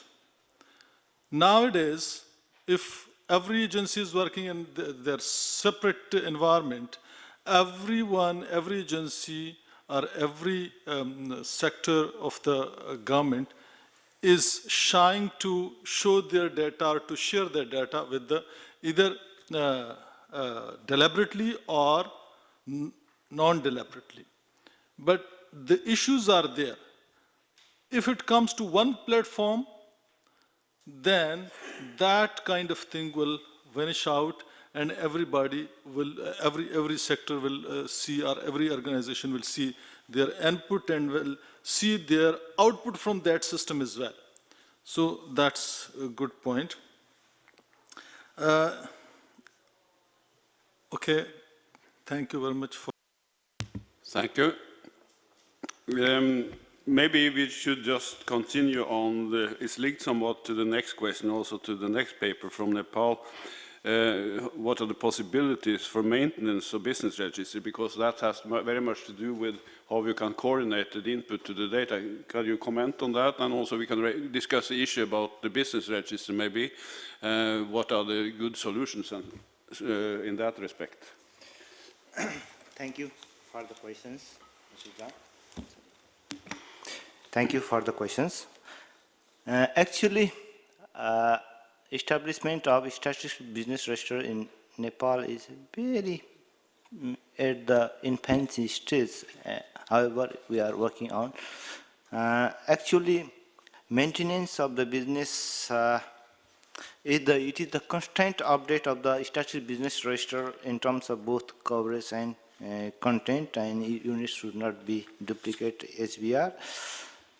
And information should be collected once. But the situations, various situations may exist. We have realizing that new businesses may be formed and existing business merge, business of change their production activities, business change the migration to the location, different locations, business change the ownership, they change the legal status from private from maybe changed to the public limited like that, and business may be closed or the bankrupt, and such changes have to be detected actually. But there are the possibilities of maintenance of SBR Nepal in future for the registered business units with the arrangement of some legal provisions and some authoritative coordination mechanism among the related authorities. Some legal provisions and active coordinating mechanisms will certainly make the concerned registration authorities accountable for the supply of the change data to the SBR system in certain regular time interval. If such mechanism can be developed among the concerned authorities, the SBR will be maintained in sustainable way. It is only the basic concept for the maintenance of the SBR in Nepal, and hopefully after the accomplishment of the economic census of Nepal, it will create some benchmark, and then we'll make effort for the linking of the SBR with the different administrative sources of Nepal, and some maintenance policies will be developed. It is my question. Thank you. Thank you. Yeah. Anybody wants to comment or have experience with establishing a business register? Some good practices, some challenges? Yes, please. Thank you for the time. My name is Nilton. I'm from Timor-Leste. In this opportunity, I will share one of the experience that we have about our business register in Timor-Leste. In Timor-Leste, actually, we don't have business register. We don't have any of business register, but we try to work with the legal institution that has the authority to do the business register.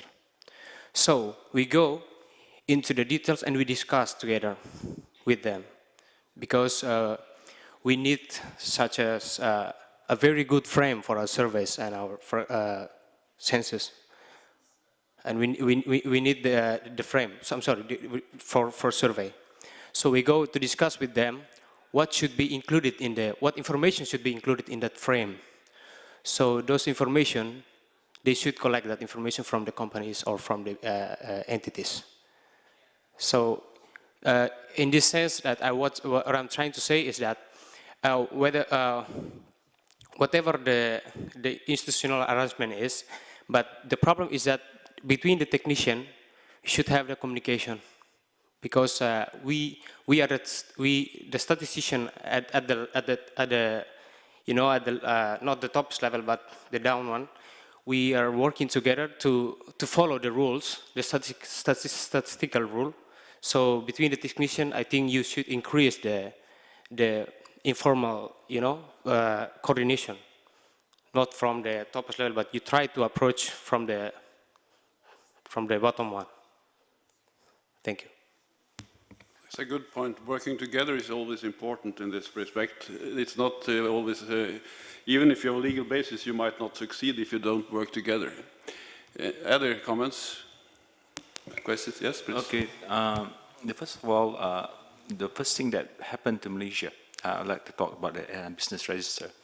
The first thing that we did in 2005, we did a census on the SMEs.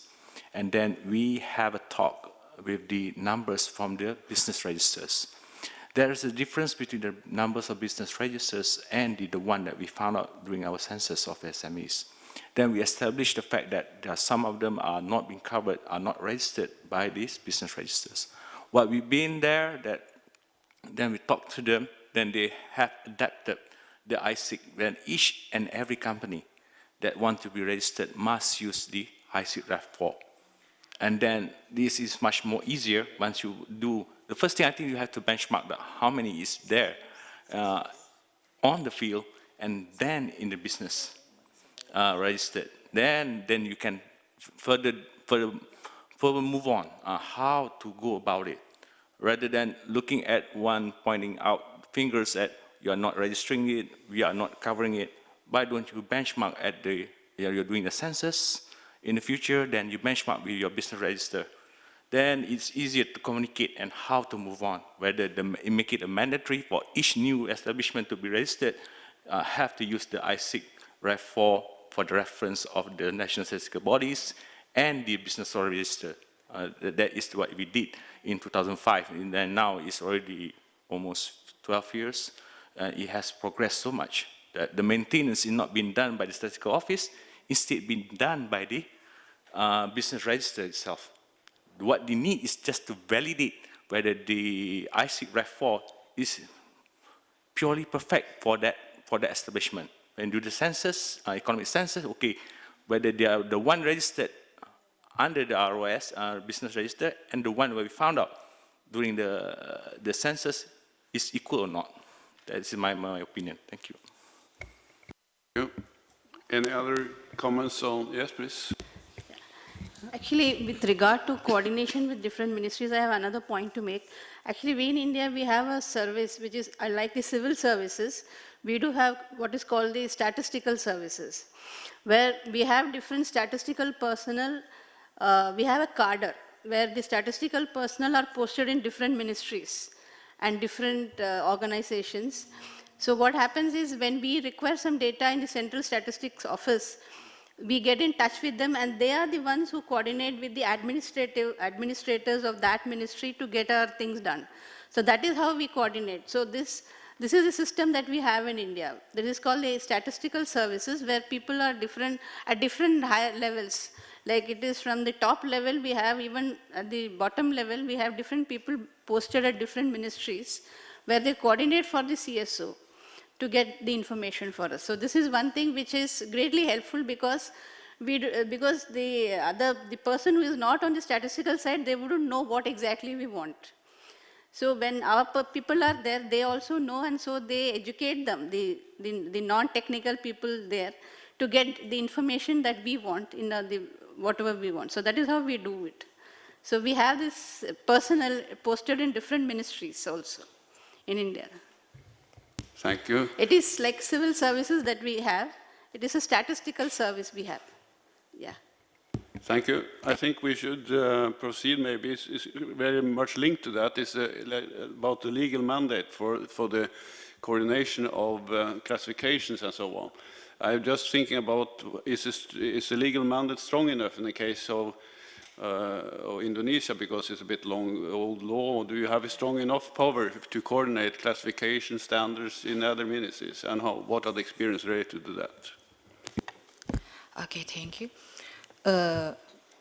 As I told you before that, yes, we do have the statistical law long time ago, 1997, but the awareness of the law itself only raised just only in 2009. That means 12 years a gap in the implementation of the law. And yes, we provide the classification so that it can be used by many people. We socialize that and create the forum to help them to understand it better about the classification. But we cannot monitor the use of the classification every time. Sometimes users, mostly from outside government agencies, have tendency to use classification without confirmation first to us. This situation makes validation of the statistical classification more difficult, and the law still cannot. The law hasn't provided the solution for the problem itself, and we think maybe we need just a little revision in the statistical law to support the national statistics system, of course. Thank you. Any other experiences or views concerning the coordination power related to classification standards within other authorities? Any experiences, cases, comments? Yes, please.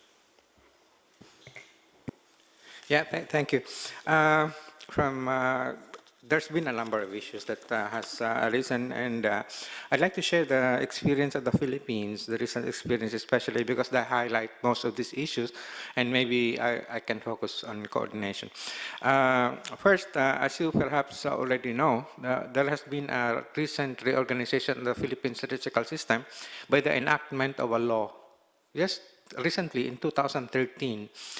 This is the Statistics Act of 2013, which merged the 4 major statistical agencies into one. The 4 major statistical agencies belong to different departments. Before, I was coming from the Bureau of Agricultural Statistics in the Ministry of Agriculture, and then there was a Bureau of Labor and Employment Statistics in the Ministry of Labor, and of course there was the National Statistics Office, a general purpose statistics under the Ministry of Planning. And in such a highly decentralized system, coordination is a must. And that's why we created a system. It was created by an executive order by the President.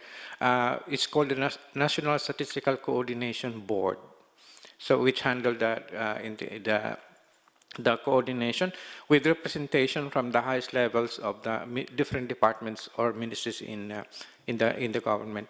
But when the law was passed and 4 agencies were coordinated, the problem of coordination was a little bit minimized. I mean, you don't have to coordinate anymore 4 agencies that have fallen, into one, because now there is almost a natural way to handle that coordination. But still, coordination you have to do not only within the agency, but also with other government agencies. That's why we still have the board, the Philippine Statistics Authority Board, as the highest level of policy coordination in government. And because of the high-level representation, we're able to ensure that that governments are contributing or up to date in terms of the development in statistics. We were talking about councils and working groups. Of course, the highest level of policy coordination is the board, but the board functions through inter-agency committees. This itself is specified in the law, that there must be committees. So we have, for instance, a committee on health. We have a committee on prices. We have a committee on poverty estimation. We have a committee on population projections and so on.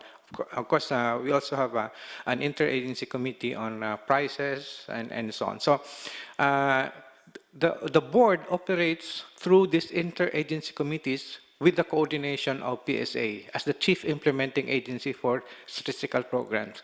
So at any stage in the development of processes, procedures, methodologies, for the approval of the board, they will have to go through the interagency committees.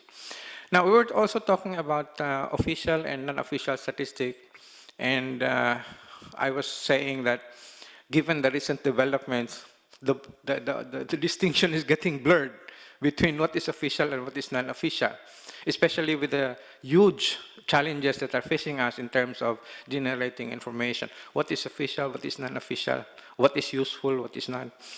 We even introduced another term in the past, which is designated statistics. And this has worked for us. Statistics are designated by the board to different agencies as long as you have a clear methodology for the statistics and there is a regular production of the data, then it is designated. And it is not just PSA that is designated by the board. It can also designate other agencies. For instance, it can designate the Bureau of Customs to generate foreign trade statistics. So, and this is important because when you are designated to produce a statistic, then you are insured funding, and you are in the budget of government for that particular year. And lastly, one of the mechanisms for coordination is the advanced release calendar, which is everybody knows exactly when a particular statistic is going to come out. For instance, if you followed us last week, Thursday last week at exactly 10 o'clock, we announced the GDP for the Philippines, 6.4%. But that is available to everyone at the same time only, except that we gave up, what is this, an embargoed copy, like you were saying, is not a good practice, but you just have to have an embargoed copy, especially for the Minister of Planning. But that is available only to him before the announcement of the data. So with this, well, coordination continues to be a challenge, and not just among agencies, but also within the agency. And we're also addressing that issue, but maybe we can have that at some other time. Yeah, thank you. Thank you for bringing this important coordination mechanism like the board or council and also inter-agency working group, which is quite important in the practice. It's also interesting, this question of designated statistics. I've seen that expression, of course. It is like something countries call official statistics because they should be a sort of trademark. What is official statistics? Some countries have tried to do that, sort of trade, this is official statistics, and then you sort of have to have qualification for that. In UK, they call national statistics. They have a system where you sort of qualify to become what they call national statistics. But this is the same system, of course. There is an authority that can say that this is national and this is not. And in some countries, that's the highest level, so to speak, where you have a sort of qualification, what should have the trademark of official statistics. That's something one could strive for, of course, and it seems to be in that direction. I think we have to be, I see some other points on that question. Classification, yeah. So you asked about classification question, right? I would like to link my question with this way. Ms. Shafa talked about classification, and I appreciate, rather I am impressed with one way that she said that unique number registration is to be allotted to each unit, establishment unit, right? And that unique number, registration number, would comprise of two things. One is CPC code, and plus some code generated by yourself, by the system. So it's good. Idea is very good, and will harmonize the system inside and outside as well. But my question is that the product classification, you are identifying a product with CPC, right? And then you can add a 1 digit or 2 digits from your own country environment so that the product could further be analyzed and see in the local context. But how the establishment unit would be recognized by such kind of code, and what kind of code you are adding with it, with CPC, that you said 5 digits are kind. So what would be those 5 digits code adding to CPC, product classification, so that it make establishment identified? So this is my question.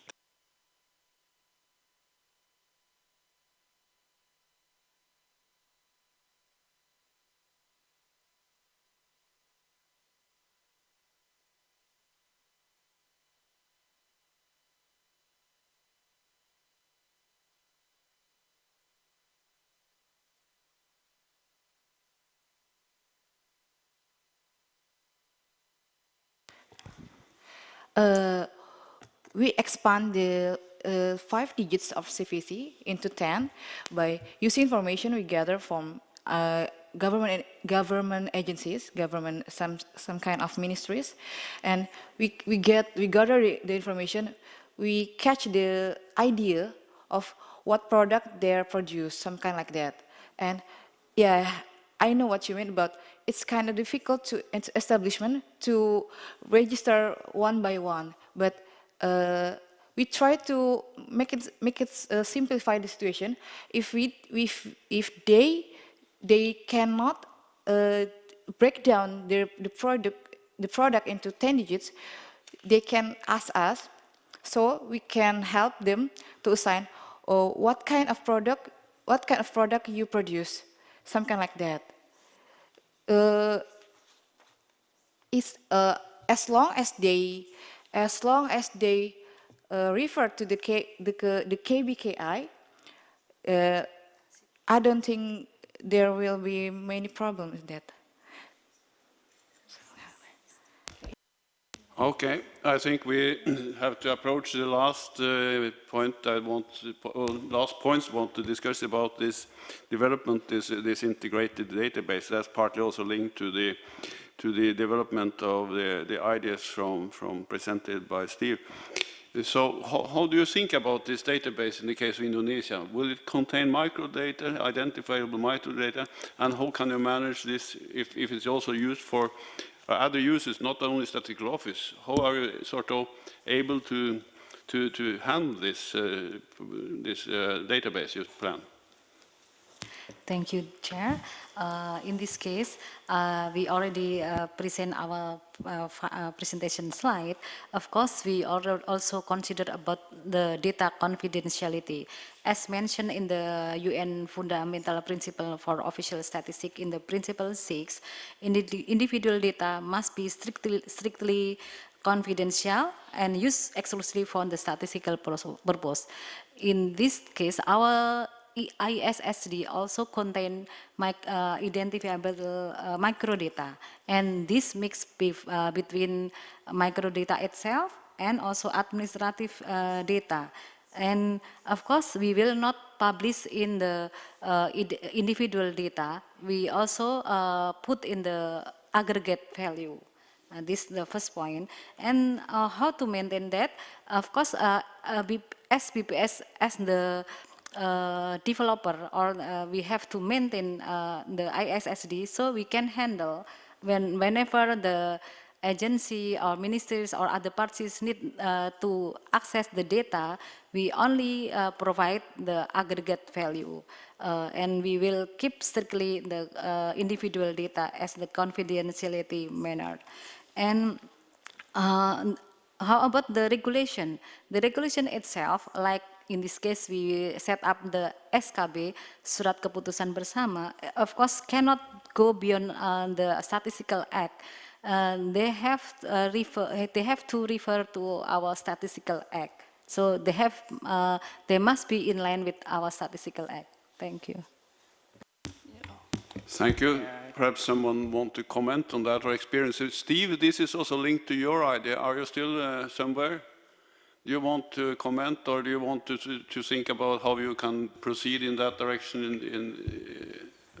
No, I have just one observation, maybe the question also in that way, that there are different classifications we have for the different sectors, whether it is the activity, the product, or the services. And sometimes we need to utilize the different databases, because the data collection is very, very costly.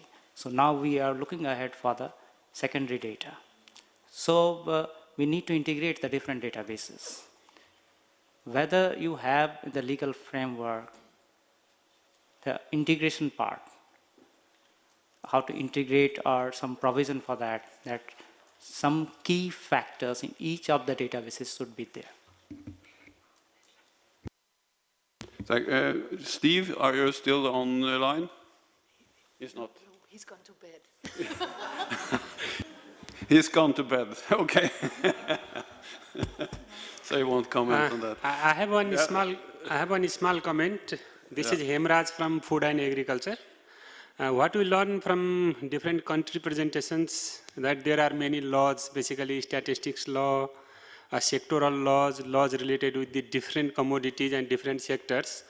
My question is that are these laws creating the environment of the data duplication or not? Since I am working in the agriculture, and what I have seen basically in Indonesia and Nepal as well as other countries in this region, that two sets of data are available. One comes from the statistical offices and another comes from the Ministry of Agriculture. Basically the crop data and livestock data, even the fishery data, there are two sets of data. Are these laws are so efficient, so effective that they can terminate this data duplication? And what is the Indonesian experience? I really wanted to know on this. Thank you.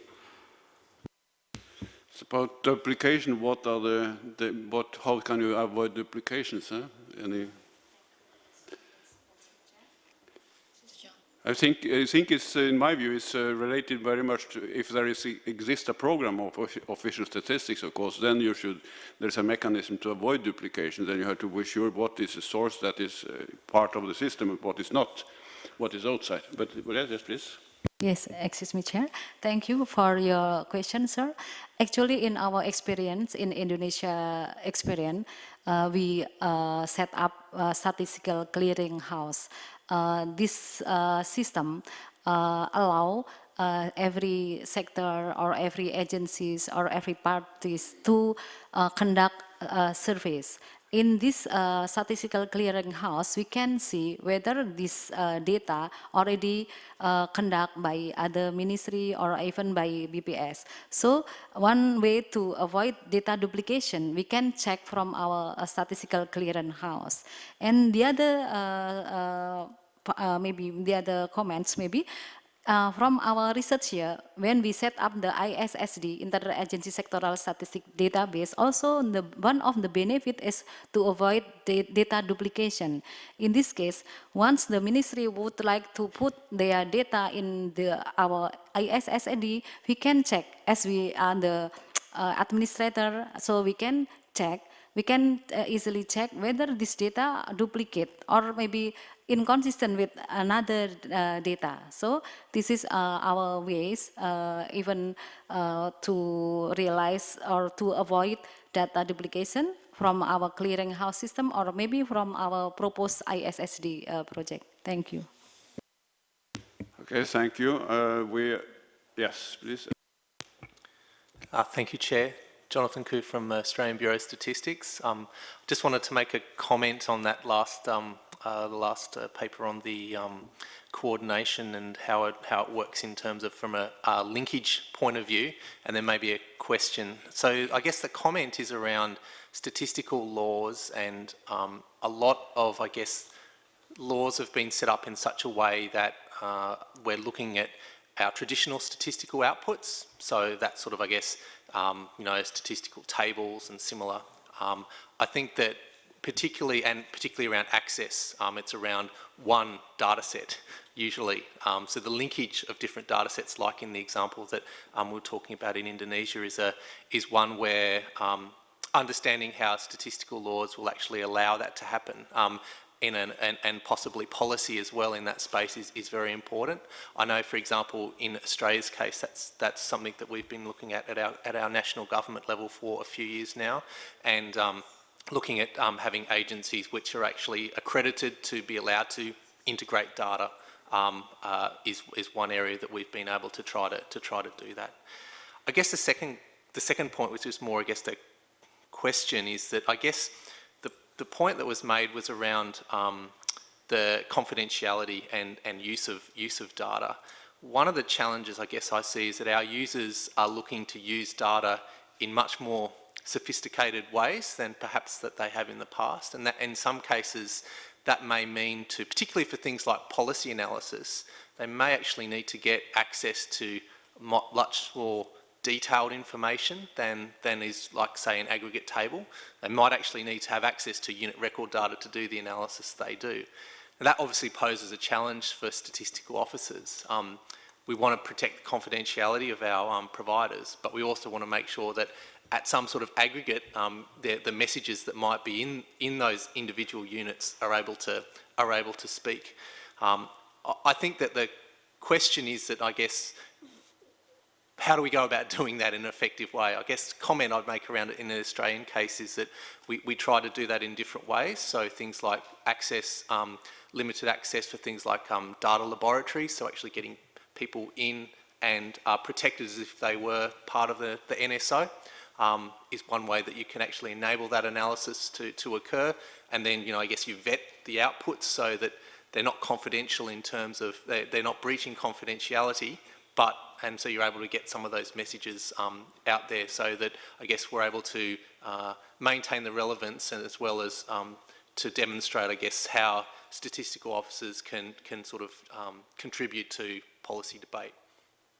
Thanks. Thank you. Sorry for having to stop now because we have to keep the timetable. So we are really only starting a quite interesting discussion. I don't want to use many minutes to sum up. I think there's quite a lot of interesting input. Legislation is one thing, and that it is always evolving, it's always developing. All countries have to adapt already.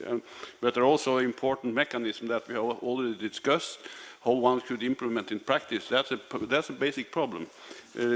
Well, some of us are not lawyers. I'm not a lawyer. But legislation is important, but it's how you implement it is another thing. And that's we also discussed upon what are the practical mechanisms and tools and communication, how you implement in practice. So we can exchange more on that.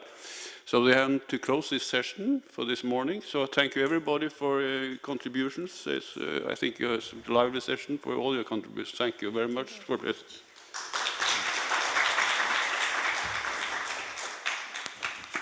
Thank you very much, Jan, for organizing this very interesting session, and thanks to all the authors and presenters as well. I believe that quite a few of the discussions that have been started here actually could very naturally be picked up in our session in the afternoon on quality assurance frameworks. So this is not the end of it. It is now 12 o'clock. and we have organized a special session that will begin now on a capacity screening exercise. And it's a special session. It means that your lunch break has not started yet. And for all of those who stay on and benefit from the discussions the next hour, there's going to be served free lunch outside this room.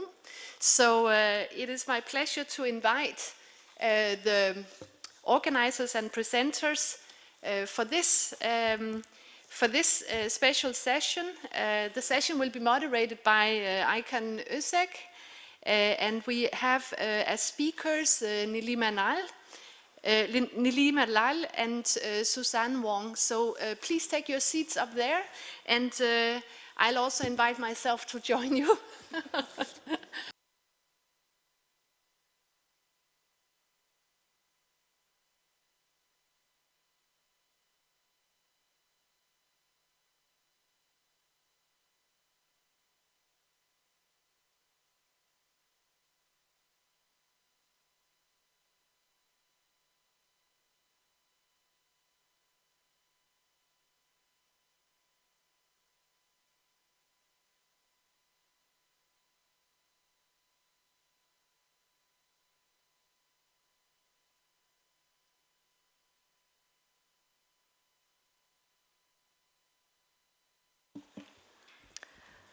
Hello again.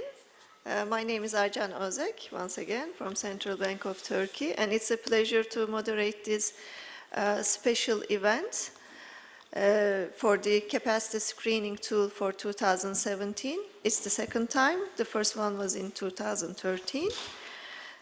We will have three presentations in this session, then I will open the floor for discussions. The first one is be done by Rike Munkansen, and she will give us the work we have done during the task force of the capacity screening. Ms. Rike Munkansen, the Chief of Economic and Environment Statistics Section of UNESCAP. Please, Rike. Thank you very much, Aykan, and hello again. I'm now speaking in a slightly different capacity. So what I want to do is really just kick off this side event or special session. We have the chair of the task force that has really been doing a lot of work also as one of the presenters.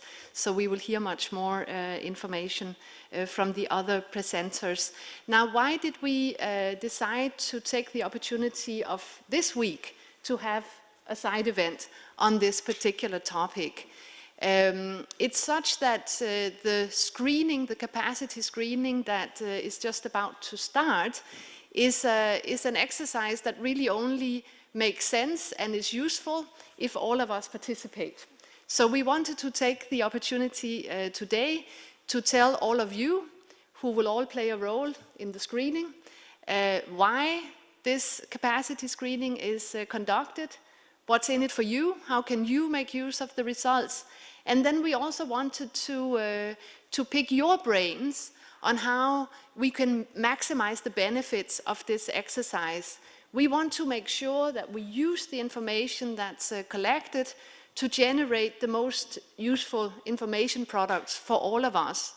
And we want, of course, to make sure that the results are disseminated to the right people and at the right time, meaning we need to make sure that the information and analysis really gets to people who can take action and use that information to address some of the various issues that will be revealed through the capacity screening.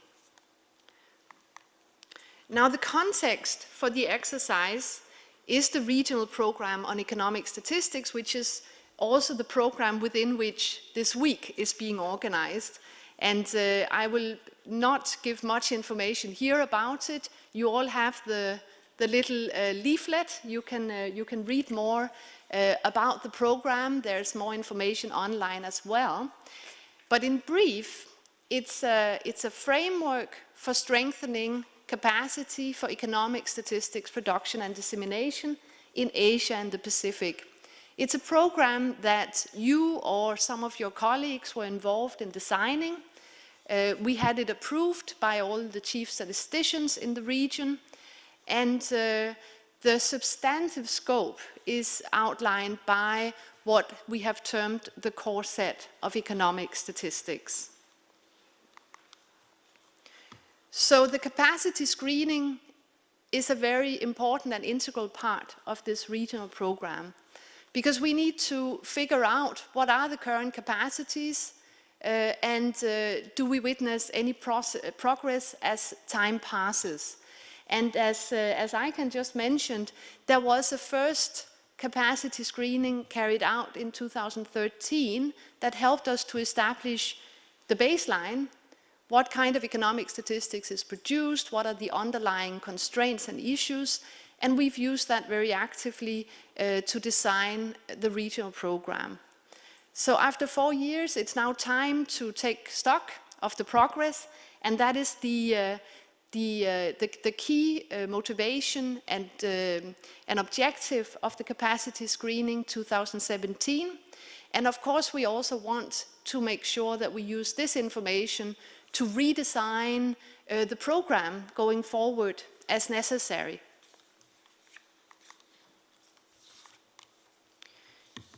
Few brief points about the capacity screening in 2013, and Neil Lima will provide some more information of the results. But we had the participation by 51 countries in the region, which is a very high response rate.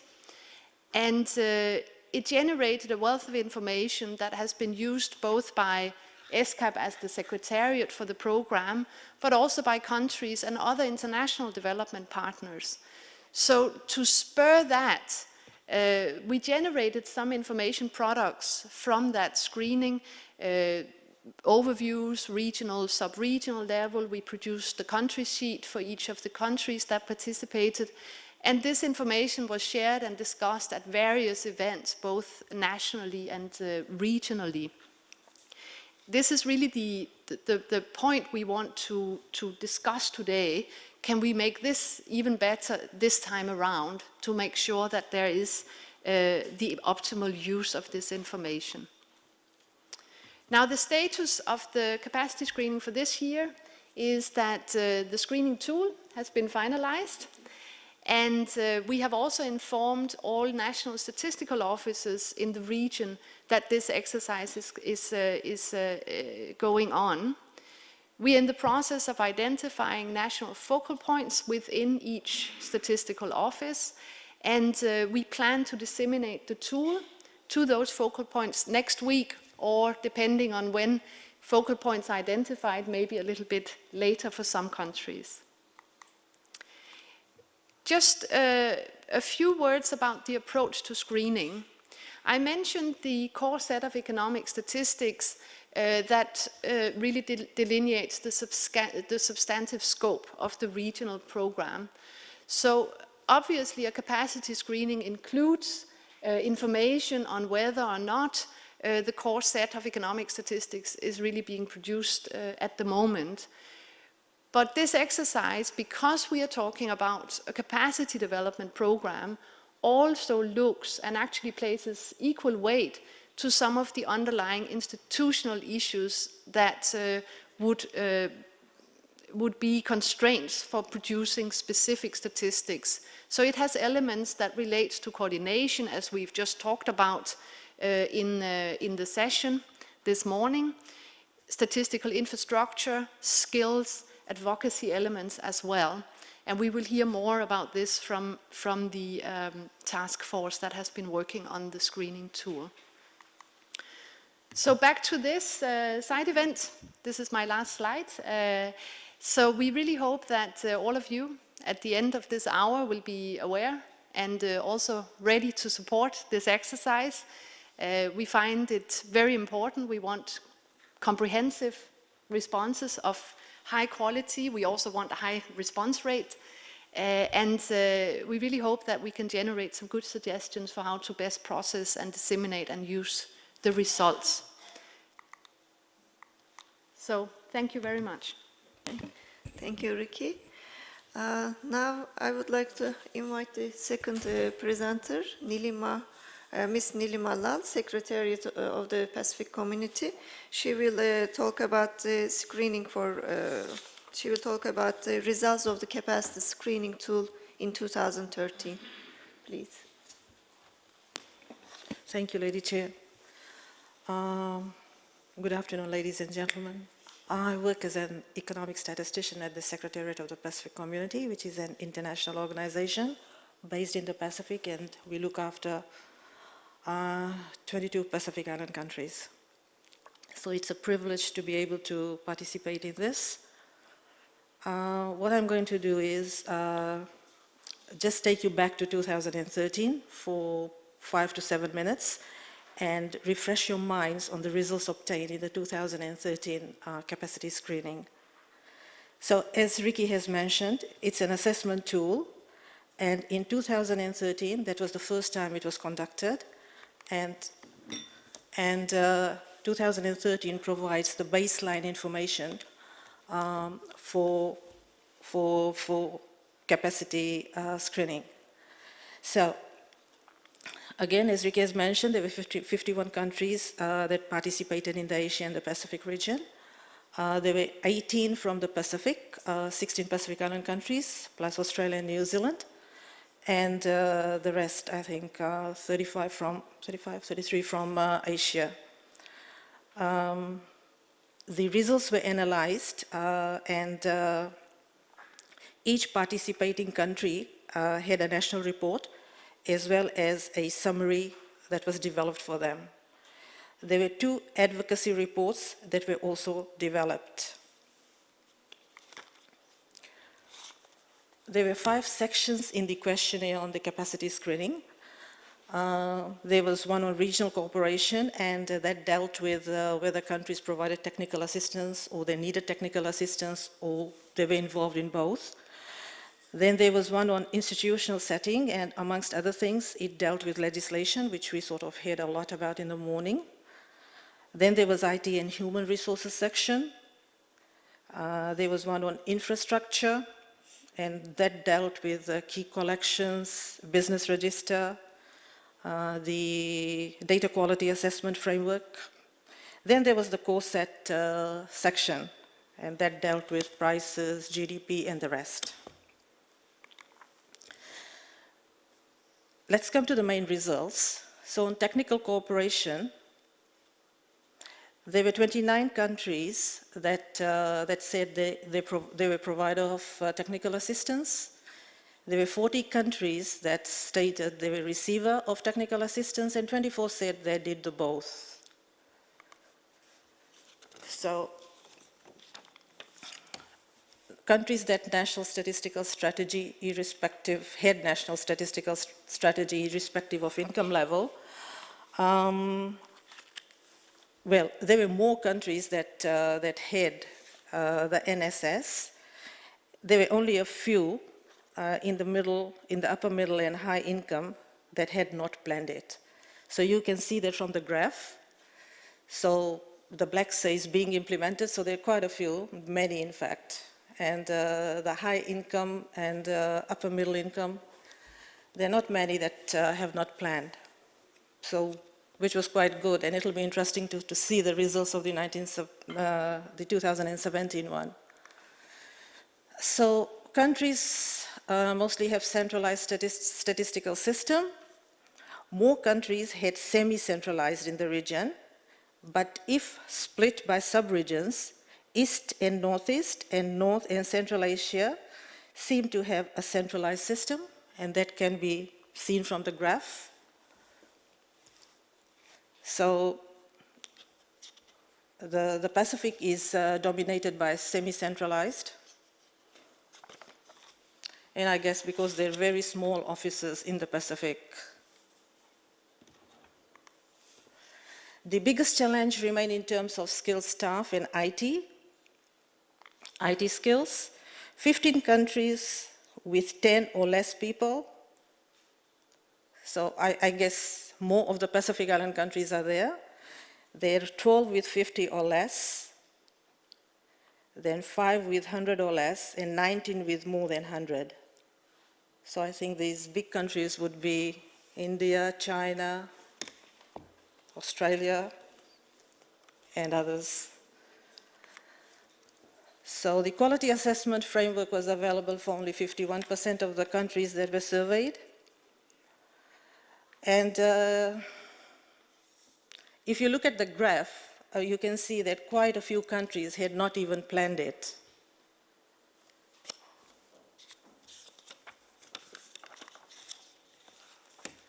The statistical business register is available for the majority of the countries that were surveyed, which is a good sign. And the North and Central Asia, I think all the countries there use business registers. So the sort of unplanned or not specified are not many. So countries were producing economic statistics per guidelines and at recommended frequency. So if you look at national accounts, annual is sort of done by many, but closely following behind are countries that are doing quarterly GDP compilation. Balance of payments, quarterly is more popular there. The labor force is ad hoc, and the household income and expenditure survey that's more popular is ad hoc. And then economic establishment and enterprise surveys, again, annual is more popular.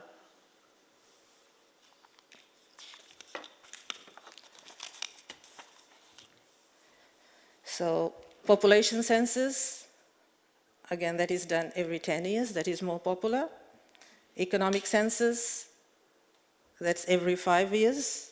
More countries are doing every 5 years, but closely behind is some countries are doing 10 years on a 10-year basis, and some on an ad hoc basis. So agricultural census, again, it's every 10 years. The industrial classification, international standard industrial classification, was not influenced by income level of the countries. So majority of the countries use ISIC, albeit different versions. So the black represents ISIC 4, so that's the latest standard. And then there are countries that are using ISIC revision 3 or 3.1. There are countries also using ISIC 2. And there are countries using other classification.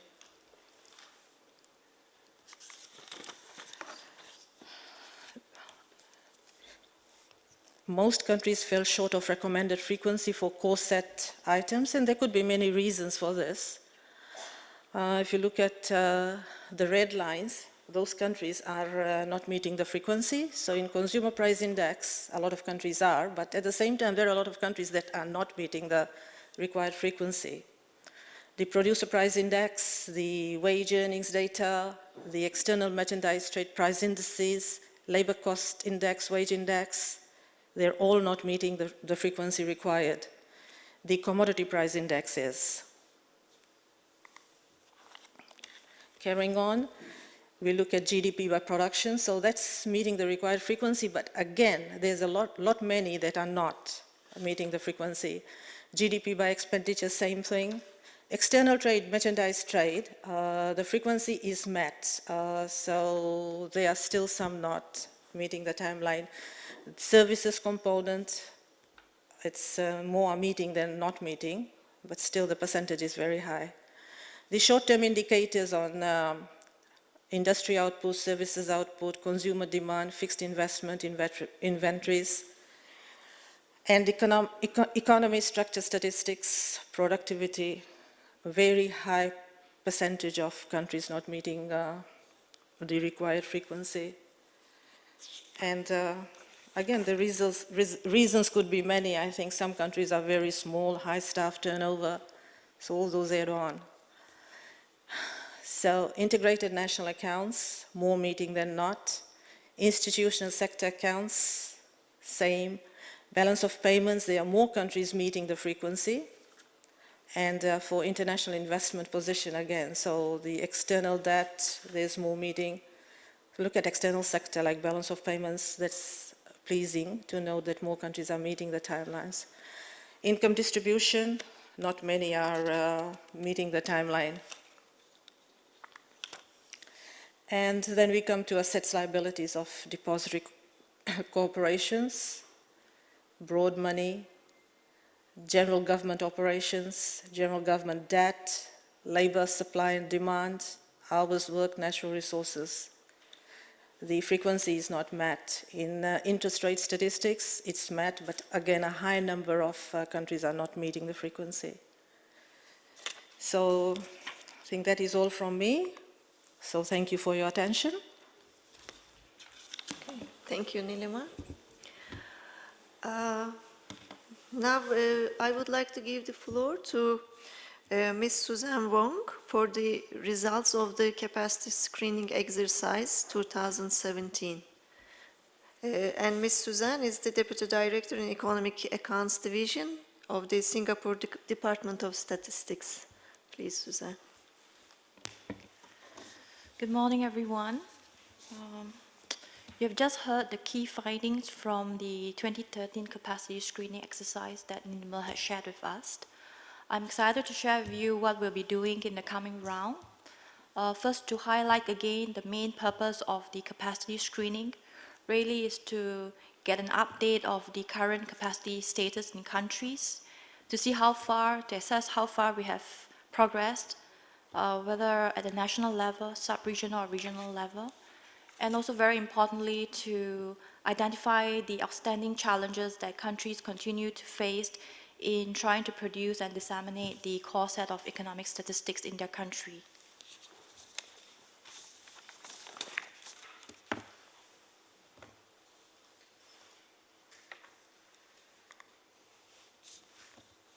Some background information. So a task force comprising of members from China, Japan, Turkey, the SPC, led by myself from Singapore and assisted by the Secretariat, was formed last year to prepare for the second round of capacity screening. The main task of the task force was to review the first questionnaire which was used in the 2013 exercise to improve upon it for use in the second round. A key consideration of the review was to enhance the quality of information collected while keeping response burden to the minimum. And also because we want to track and monitor change from the last exercise, it was important for us to also balance the need to maintain data comparability between the first and second round of exercise. The task force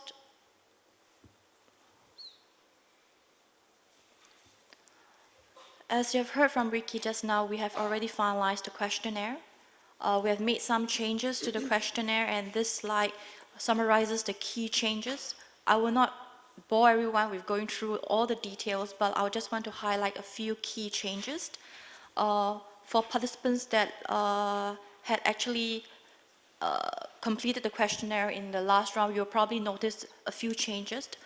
First of all, in the first questionnaire, the one that was used in the 2013 exercise, the questions were actually posed in the form of statements.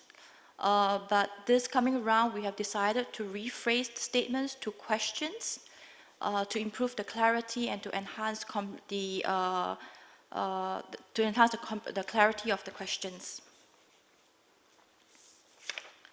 We have also added a couple of questions to the questionnaire to get more in-depth information on countries' statistical capacity in the areas of institutional setting, training, and infrastructure.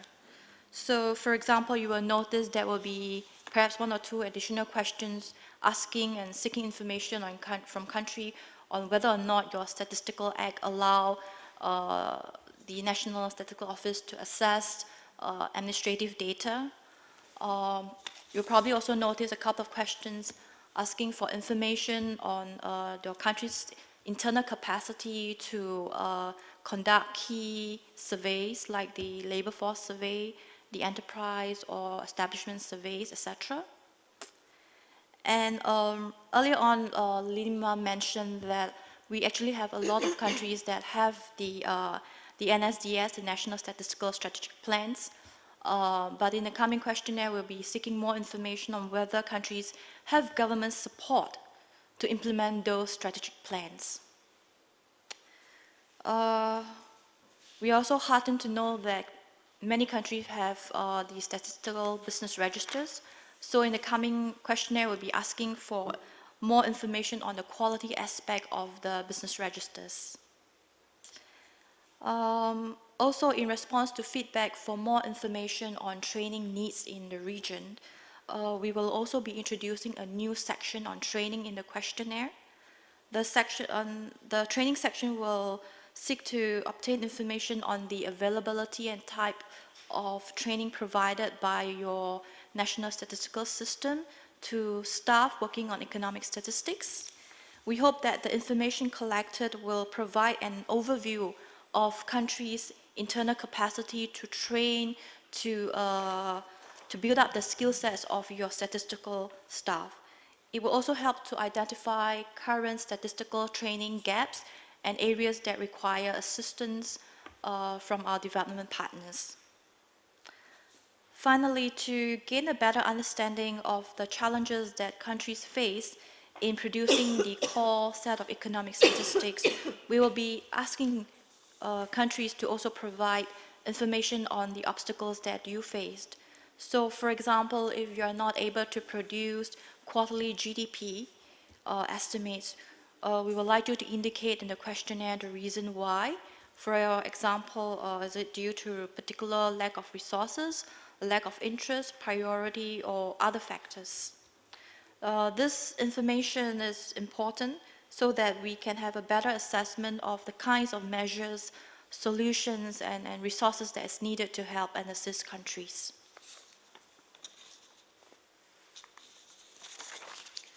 The task force is mindful of the need to minimize response burden from the countries. So you would be happy to know that the questionnaire will actually be pre-filled by the Secretariat using results obtained from the first round of capacity screening. We intend to launch the survey next week or as soon as possible.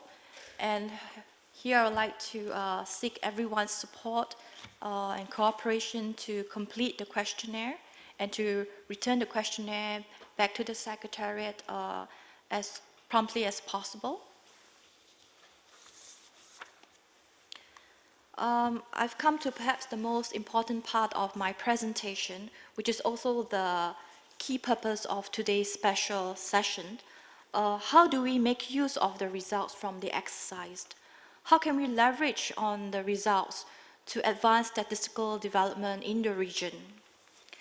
So, similar to the last capacity screening exercise, the Secretariat will look into developing national and regional reports summarizing the key findings in countries and taking note of the progress that has been made as well as the challenges that countries face. These reports could be made available for public dissemination on ESCAP website. It may be discussed at different forums to generate awareness for resource mobilization, for advocacy purposes, etc. We also believe that the findings from this exercise will help to inform and unify countries and development partners' statistical building initiatives for better and more coordinated resource allocation. And also pending the results from the second capacity screening, we may need to develop new strategies, new action plans, new solutions to address the current challenges that countries continue to face. So these are just a few ideas that we have. There could be more, and this is why we are having this special session to pick your brains, to help us develop a better product so that we can continue to make the best use out of the results to advance statistical capacity development in the region. So allow me to pass the time back to Aizan. Okay. Thank you, Suzanne, for covering the results of the capacity screening tool. Before opening the floor for discussions, I would like to summarize what we have done, or I would like to actually compare the two exercises. In both exercises, for comparability reasons, we used the same type of questions, only just develop them a little. And in both exercises, we have 51 countries. According to the results of 2017 questionnaire, the key capacity constraint is indicated as the human resources, human resource capacity for the compilation and also for the dissemination of statistics. And 17 countries only indicated that they have adequate human resource capacity. So the rest has the issue of human resources. And in terms of the core set, what is the situation? Most of the countries, or the majority of the countries, regularly produce the core set of economic statistics. The only issue is the frequency, that they could not disseminate or compile the statistics in the required frequencies by international standards. So I think we are good on that also. And for the planning part of statistics development, long-term planning were in place in most of the countries. They have long-term planning. Only 6 countries indicated that they do not have long-term planning and they should strengthen the statistical capacity. In terms of coordination, what the results of the 2017 questionnaire tells us about the structure of the statistical framework. When I compare this result with the 2013, I see that it's almost the same. Mostly the countries indicated that they have centralized statistical systems, and some of them have decentralized and semi-centralized. In the collaboration part also, I mean, in terms of providing or taking, supporting, providing or taking technical assistance. In 2013, it is said that 29 countries indicated that they would like to be providers of technical assistance, and only 40 would like to receive technical assistance, and 24 would like to have both provider and receiver. In the new questionnaire, we see that 48 countries out of 51 would like to provide both. Sorry.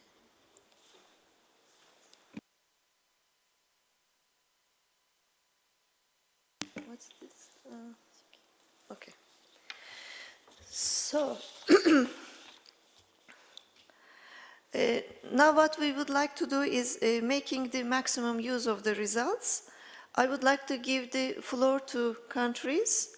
As Suzanne explained before about the how could we enhance the results more efficiently, in which areas can we improve the results of the questionnaire, in which areas should we concentrate regarding, I mean, if you take into account the results of the last questionnaire. The floor is yours. Yes, please. Bismillah ar-Rahman ar-Rahim. John from Pakistan Bureau of Statistics. Being part of the last screening capacity exercise, and also consider myself as part of this exercise as well, I have two questions. It's a kind of reactionary questions for myself as well and for the ESCAP as well. first question is that we observed in the last capacity screening some weaknesses, some gaps. But what ESCAP has done, ESCAP done a lot of things, but those things should have to be linked with those gaps and weaknesses, that these are the activities which has to address the issue or the gap or the weakness in that particular screening exercise. So a lot has been done, but those activities should need to be linked with these capacity, because this time, if you are going to the capacity screening exercise, I'm afraid that you may not find much difference in the last and this exercise. The exercise or the things, the indicators which were produced earlier would be in the same pattern and would be producing by those countries which were weak or still, that tried their best, but still there are challenges in all these things which need to be addressed either by the indigenous activities or by the international activities like ESCAP is doing that. Those should have been addressed. Second is, in the exercise, as Suzanne mentioned and Nelma also mentioned, that majority of the countries are producing indicators, producing certain indicators. Some were not meeting the standards, or not meeting, and some were meeting the standards. But the quality of that indicator, for example, GDP production. If we see GDP is, every country is almost producing GDP, because without GDP, they are not going to make their budgets and their activity plans and other things. So GDP is there everywhere. But in some countries, having, suppose, 100 billion GDP would have actually had 1,000 billion GDP. So the indicator is there, but not up to the extent which would have been a reliable or valid extent. So in these questions, in the present questions, if we can just further elaborate the level of GDP productions, so like GDP production or other statistics production, instead of yes, no answering, if we have level of that 3 or 4 levels or 5 levels, that up to the standards, satisfactory, or below average, or nil. So that could have gauge the level of the country, and they can easily identify the issue which they are facing. So that is the second question, if could address. Thank you. Thank you. Shall we?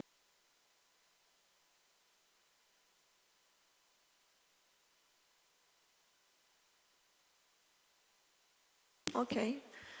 Yeah, maybe we will have some similar questions. Can we have more questions or comments from the floor? In terms of using the... Yes, Jonathan. Thanks, Chair. Firstly, thanks for the task force. I think the work that you've been doing in the last year has been really good, and it's good to see that the questionnaire is looking like it will be a very successful one. So thanks for the work that you've done there. I think in terms of use, I guess I have 2 comments. One comes down to the question that the additional information that you're looking at in terms of getting a bit of the rationale as to why gaps are still there, I think is really important. because particularly for gaps that have existed for some period of time, I think you need to understand what's the reason there, and that will actually, I guess, drive any interventions that might be required, and perhaps at the level that they would be there. So, as an example, we talked about human resources being an issue. Then, is it more around the capability in terms of, do we need? Is there sort of it's a training issue, or is it more of a capacity in the sense of the number of people, which is more of an advocacy type sort of approach that you might need to take. I guess the second point would be to me thinking about what's different this time around, and what can we do differently in terms of perhaps looking at that advocacy point of view. And I think two things come to mind in terms of the things that we could be looking at. One is the differences. So, we've got 2 data points as opposed to 1. So I think that's something that we could be potentially looking to draw out a little more. And the second part is, I guess, from a global perspective, we've got the SDGs, and that's certainly different from what we did have when we did the screening exercise in 2013. So particularly from an advocacy point of view, for countries that may not have made as much progress, then I think that's potentially an area to be thinking about as well, to I guess identify where those linkages are. And I know that the Secretariat's already done some work in that space, so that may be something that we can already draw off. Thanks. Thank you.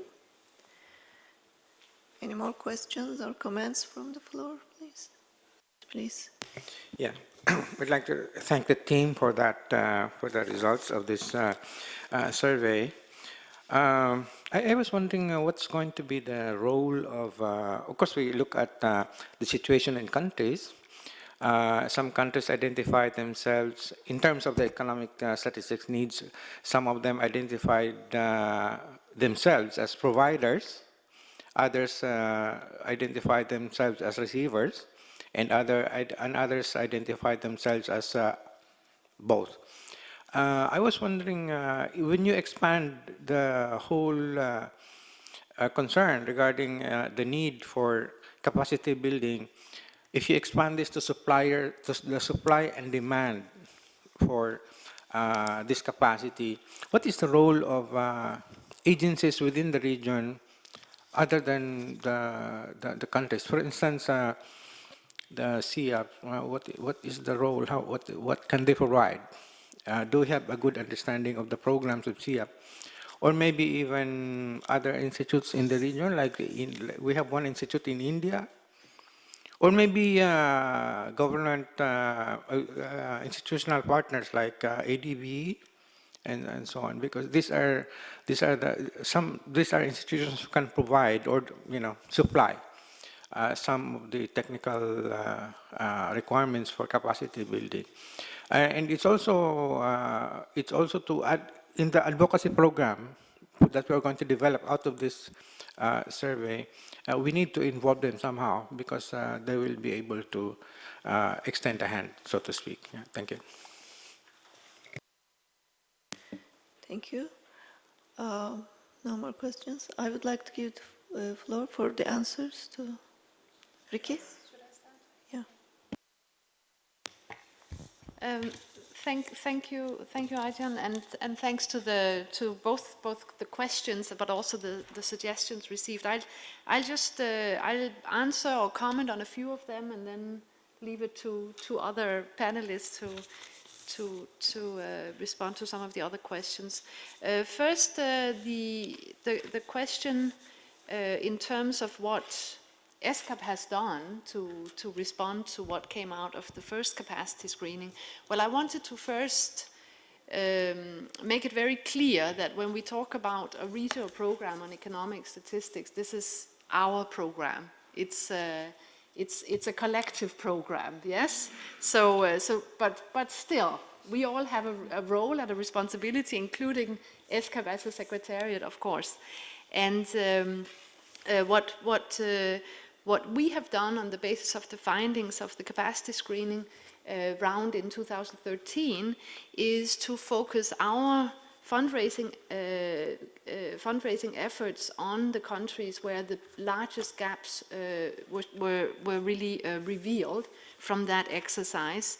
We have also given the findings, particularly on the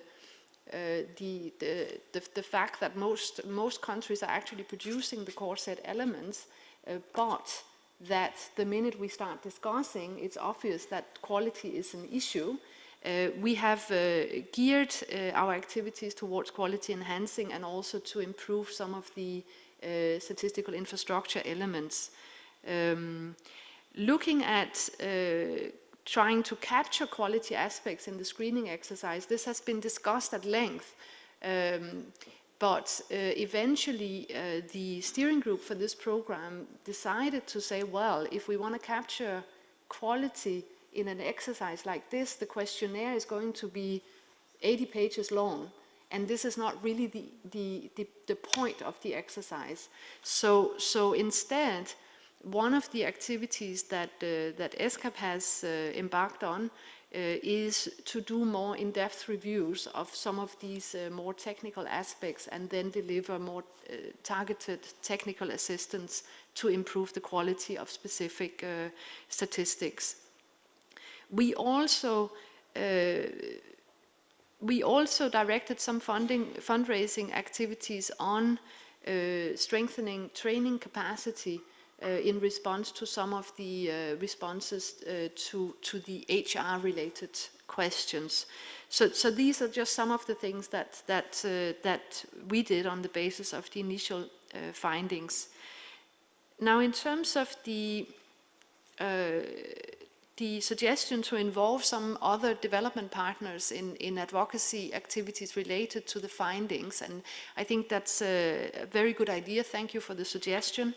It's such that this discussion will also be picked up by the steering group for the regional program, and that steering group, which includes quite a few of you, will meet Friday this week, and actually on our agenda is to look specifically into collaborating to strengthen the capacity to train staff in statistical offices and other parts of the statistical system in the region. We will, you mentioned CIAP, and we will be hearing also from CIAP and other training providers during that meeting. But thank you, more active involvement of these institutions and development partners in the discussions, I think is going to be of great benefit. So I will stop here, and Suzanne, you want to? Thank you for the comments, and just to pick up from where Ricky left off, I think one of the key important use of the capacity screening result would be to actually use the information to inform all our development partners to help harmonize the efforts and the initiative that regional organizations or international organizations have to support the work in the region. And also just to again address Bara's question on quality information, just as what Ricky has mentioned, if we really want to find out about the quality of the statistics that are being produced by countries, it would really add considerably to the questionnaire, which is not really ideal. Thank you. Okay. Yes, Nilima.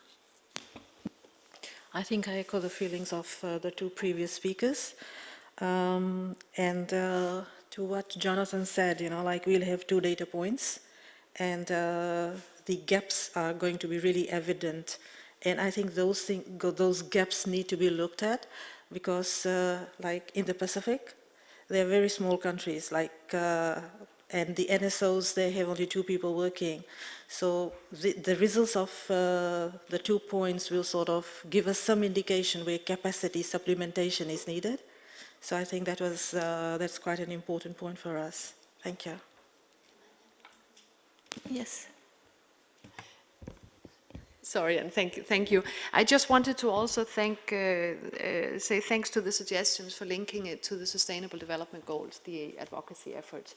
And just to mention to all of you that later during this seminar, we will actually have a session on economic statistics for the Sustainable Development Goals. So if you could reflect a little bit more on this before that session, then we can pick up that discussion at that point in time. Okay. Before closing the event, I would like to summarize what I get out of all of this discussion is frequency of the core set is an issue, but the most important, quality is an issue, but they are all related with the human resources and the training. So I think we will focus on increasing the capacity of human resources and also trying to find out the ways for training the staff. I would like to thank you all and thank to the members of the task force for the study. Thank you.